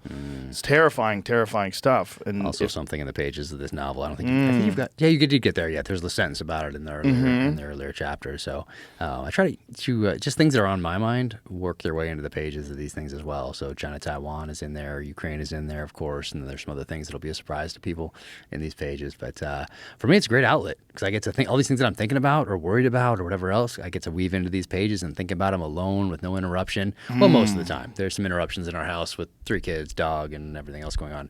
But it's fantastic. I mean, I actually enjoy the interruptions because I know when they're gone, I'll miss them. I'll miss those interruptions, Yeah, well, that's great, your ability to see that. Because sometimes it's hard for people when you're in the middle of things to appreciate it. Yeah, you're building, and you can be solely focused on that task at hand. Like in the military, that pendulum, I mean, it has to be on the side of the team because you're taking these guys down range. Your life is in their hands, so you have to be as prepared as you can possibly be to make the best decisions under fire you possibly can. But guess what that means? That pendulum is not on the side of the family, which is over here. Right. And so they're doing all those other things. So you have to have a very supportive family that understands that, hey, you're going to Iraq, you're going to Afghanistan. Your best friends are in that trench with you to the right and the left. And so that pendulum has to be over here. You owe that to them, their families, the country, the mission, the team. But once you get out and, can start build. But it's about any business. You're building and you're solely focused on it, and your family's over here, and sometimes that does take a back seat when you're building. But for me, I know that I'm going to miss those times. I'm going to miss all those interruptions in a few years here. Oh yeah, for sure. I mean, I miss my kids are teenagers now, but I miss them when they were little kids. It was just the videos you could watch. I know, now you can amazing go back on your phone. And Apple puts it right there. They put those little memories or whatever that pop up, and things that I've forgotten about in a lot of cases pop up on there, and I go, and I stop. I stop what I'm doing, I watch it, and then I send it to my wife. I send her, hey, did you see this? Apple What's found so this memory unique too, because of a lot of people have iPhones and they've had them since 2007 or 8, whenever they came out. Like that's a long history of your iPhoto that you can pull from and get these wild memories. I mean, our daughter was born in 2005. I got my iPhone in 2007, something like that. Yeah. And so same thing. And they get you early. Once you're Apple, they get you. They get everything's in this cloud eventually, and then they've got you for life. And so the walled garden. Yeah. So I've got the couple phones now since you recommended that to me. I haven't committed to the other one yet, which I need to do. Yeah. Because that thing's going off. I feel very fortunate, very, very fortunate. But I need to commit to that other number. Yeah, you got to have a phone that only a few people have. Yeah. I think at a certain point in time, you want to be able to have a phone that you check every now and again, but to have a phone where your wife has, your best friends have, and then don't let anybody give that fucker away. Yes. Yeah, I tell her, like, if I get a group text, and there's a group text with someone, hey man, this guy wants to talk to you about a project, and it's just a number, not a name. Yeah, I block that person. I say, all right, well, you're off the fucking list now because you just connected me to some asshole from a tech company. You have to, because how are you supposed to live? Maybe with not all even an those? asshole, maybe a nice guy, but he isn't. It's not his fault. Just but, not self-aware enough to realize well, that that's not appropriate. Some people don't understand what it's like to, like, I'll leave a podcast, I'll have 150 text messages, 140 text messages. Dang. It's nuts. Dang. Yeah, I've had days where I've had hundreds of text messages. Wow. You can't keep up. It's not possible. Nope. And some people abuse the shit out of that. And they're, hey man, you're ignoring me? I'm like, oh, dude. If you could see the volume of emails and direct messages, it's like, do you want to be a normal human? Because if you want to be a normal human, you cannot keep up with all that stuff. Impossible.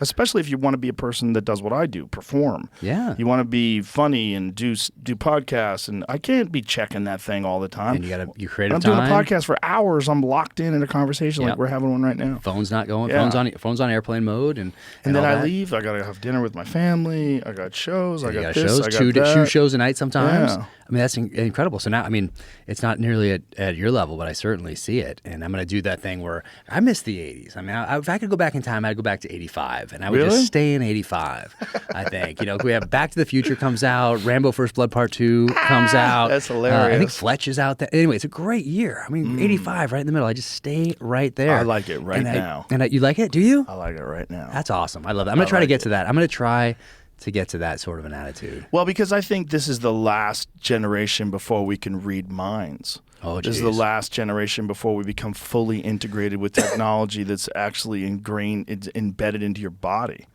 Ugh. I think we're a decade or so away from cyborgs. I don't.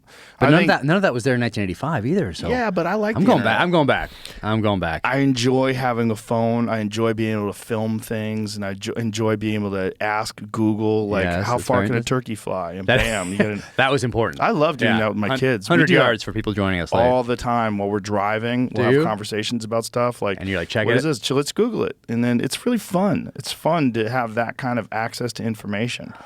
There's negative consequences to every generation that's ever existed. There's always going to be negatives, but I like it today. Man, I love your attitude. I'm going to go home and I'm going to think about this while I'm on book tour right now. So I'm going to go to my hotel and think about this as I continue on book tour.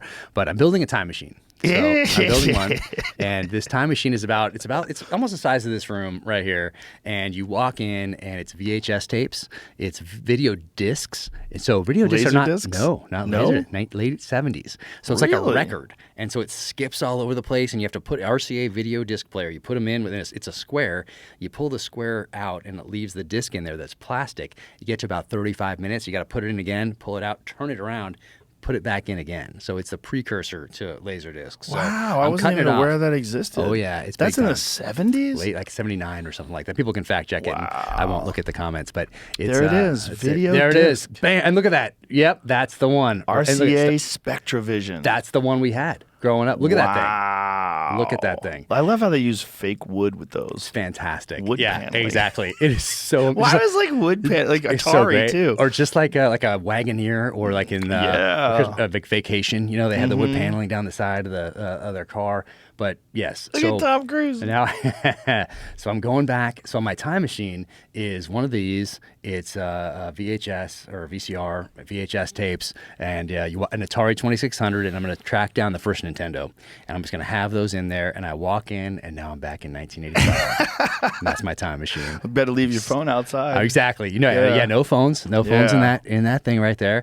So yeah, the phone thing. And what I'm going to do with my phone, with the one that I have now, is plug it in and treat it like it's a cord. So treat it like it is attached to the wall, like it would have been back in the 80s. And so I have to go up there to a room, not the time machine, but another room where I have to like pick it up right there, and it's just attached with the cable to the charger. But I'm going to pretend that is a cord to the wall. And so if I want to check those messages, then I have to go up there. That's my plan. Interesting. That's my plan. Interesting. And then the other phone that will be the one that's on me that just a few people have, that sort of thing, because it's gotten a little crazy. But I feel so fortunate. At the same time, you feel so fortunate. Of course. You know, yeah. you feel so fortunate. You're way better off being busy than wishing you were busy. Yeah.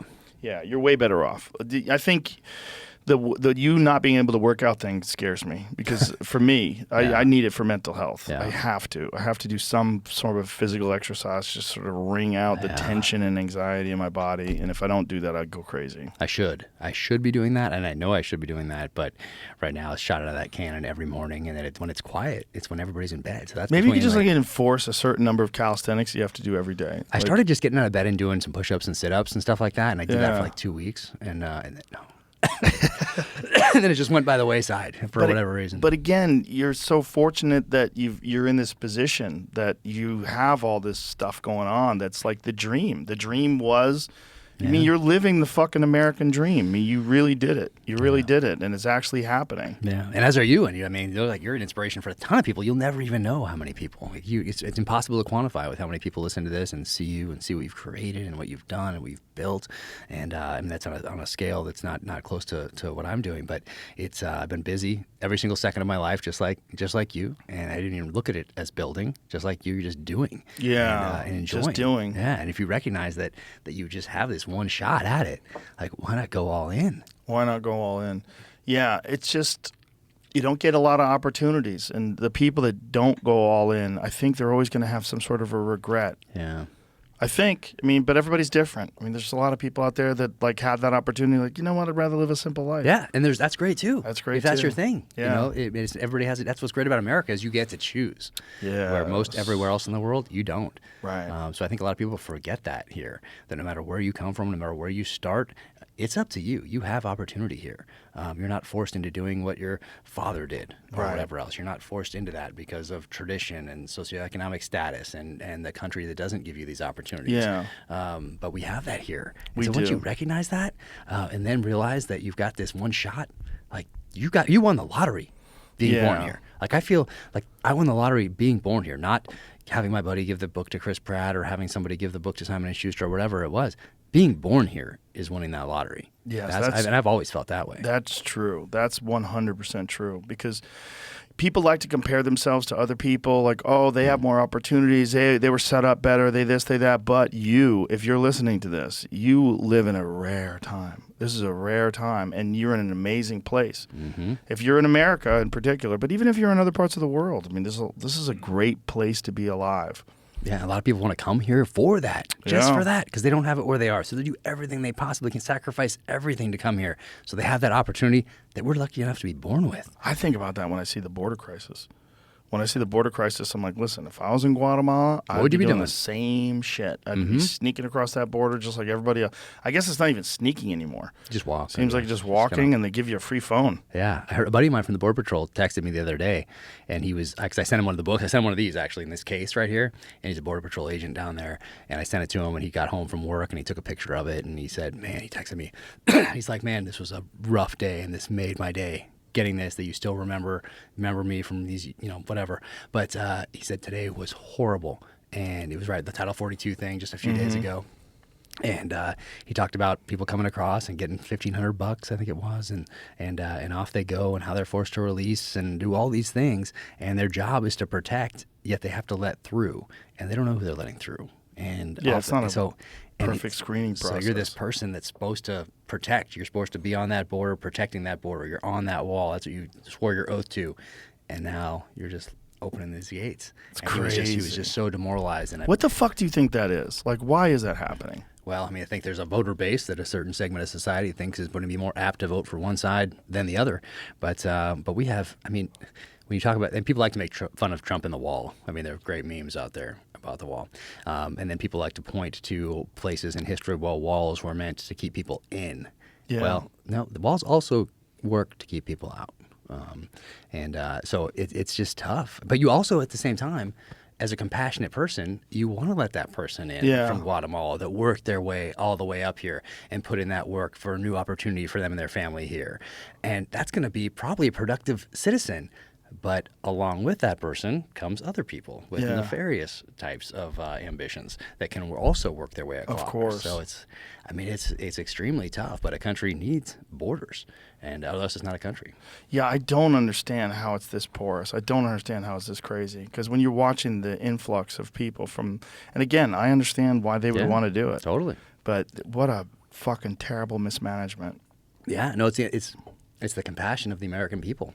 We're very compassionate, I think, overall. And just like when you see somebody who posts a picture of a dead animal and they're so excited, they put in all this work and they got there and they took this picture and they posted it, and then they get destroyed online because of these comments or whatever it might be. People that are eating a cheeseburger. Yeah, that happens as well. But they're doing it. It's not. It can be exploited, it can be twisted, and it can be turned, and they're putting it up there because they're feeding their family or whatever else. And now it's all these things are very connected because you can exploit and you can twist and you can turn all of them. You can weaponize all of it, and internet and social media in particular makes that a lot easier. And now these companies that own these things are not American companies; they're global multinational corporations, and they benefit. But America gave them, in most cases, that opportunity to be so successful, to be so wildly wealthy, more wealthy than most anyone in the history of the world. So it's a tough time. It's a very tough time. Weird time. It's a weird time. Man, it is so crazy. But Border Patrol, I mean, those guys down there, they get, and law enforcement in general, teachers in general. Like I met a guy yesterday, came to a book signing, and he was a law enforcement for 20 years and became a teacher. So like the two things that are just vilified right now, getting shot up, just figuratively. Yeah. It's just, oh my goodness, he's asking for trouble. But what a great guy. He was awesome. And brought an old Civil War Civil War percussion rifle, and showed it to me at this book signing. And what a great guy. But geez, people still want to serve. They want to stand up there as law enforcement. Austin, I know, has an issue with that right now. Yeah. Border Patrol agents, teachers. I mean, what a tough time to be in those positions. I know, and they're just not appreciated, and our culture, for whatever reason, doesn't celebrate them like they should. I appreciate those guys every day, and I think about them every day. So thankful that they're out there every day, willing to do that job, willing to be teachers, willing to put themselves on the line on the border, willing to suit up and get in that squad car and roll into the city or whatever else, knowing that there's a whole segment of society that just wants to vilify them no matter what they do, and it's a tough position to be. It's very tough, hard on the morale. Especially police officers, well, and teachers, both of them. You're right. Those are the two people that are most maligned, the two groups of people. And I think you're drawn to those things for good reasons. Right off the bat, you want to teach kids or whatever else, and all of a sudden you find yourself embroiled in some crazy controversy, and you're like, I just want to teach kids some history or want to teach them math, or whatever it might be. And same thing with cops. I mean, they're getting that squad car to protect, and they go out, and people make a mistake, and there's good people and bad people in every single institution and every single organization. It doesn't matter what it is. But then the mistakes are vilified and then used to divide a country, not just politically. Yeah, it's pretty fucked. It's tough. It is tough. Yeah. Man, in Austin here, you guys have that going on right now, right? Mm-hmm. The police, there's like all sorts of stuff going on in the defunding the police. Yeah, right here. A lot of do you notice it since you've been here? Yeah, there's definitely a decrease in police presence, and my friends that have had issues, they said the wait time is insane, and it's not good. That's wild. And also, how about outside where the comedy club is? Is that well, we hire a lot of Austin cops for the comedy club. I wanted to hire them to show them that we care and we respect them, and we want to give them employment. And so guys that are off duty, they work there. Nice. So it's nice. Oh, that's cool. That's cool. It helps a lot, and it also keeps the club safe. It's good for everybody. Oh yeah. Yeah. Yeah, that's why I worry about the like book tour. There are a lot of cops that come, thank goodness, that are in the audience, because when I'm doing a signing, it's like I'm looking at that person. I'm so thankful. I'm shaking that hand. We're getting that picture, and but also that means I'm not paying attention to anything else. So I'm lucky that there are a lot of cops in the audience that are looking out for me, which is very, very cool. Yeah. I mean, Salman Rushdie. Remember Salman Rushdie in the '80s with the Satanic Verses? And just gets attacked recently. Yep, last summer. Stabbed in the neck and face and lost an eye. And I'm not sure how he's doing right now, but that's all those years later. I know. The enemy doesn't forget. They do not forget. So not at all. Well, listen, brother, thank you very much for all you do, and thank you for your awesome books. Thank Only you. the Dead. It's out right now. You can get it. Like I said, I'm in the middle of it, and I love it. Awesome. I love all your stuff. You are awesome. Thank you, brother. Appreciate you very much. Thank you for everything. All right. Take care. Bye, everybody.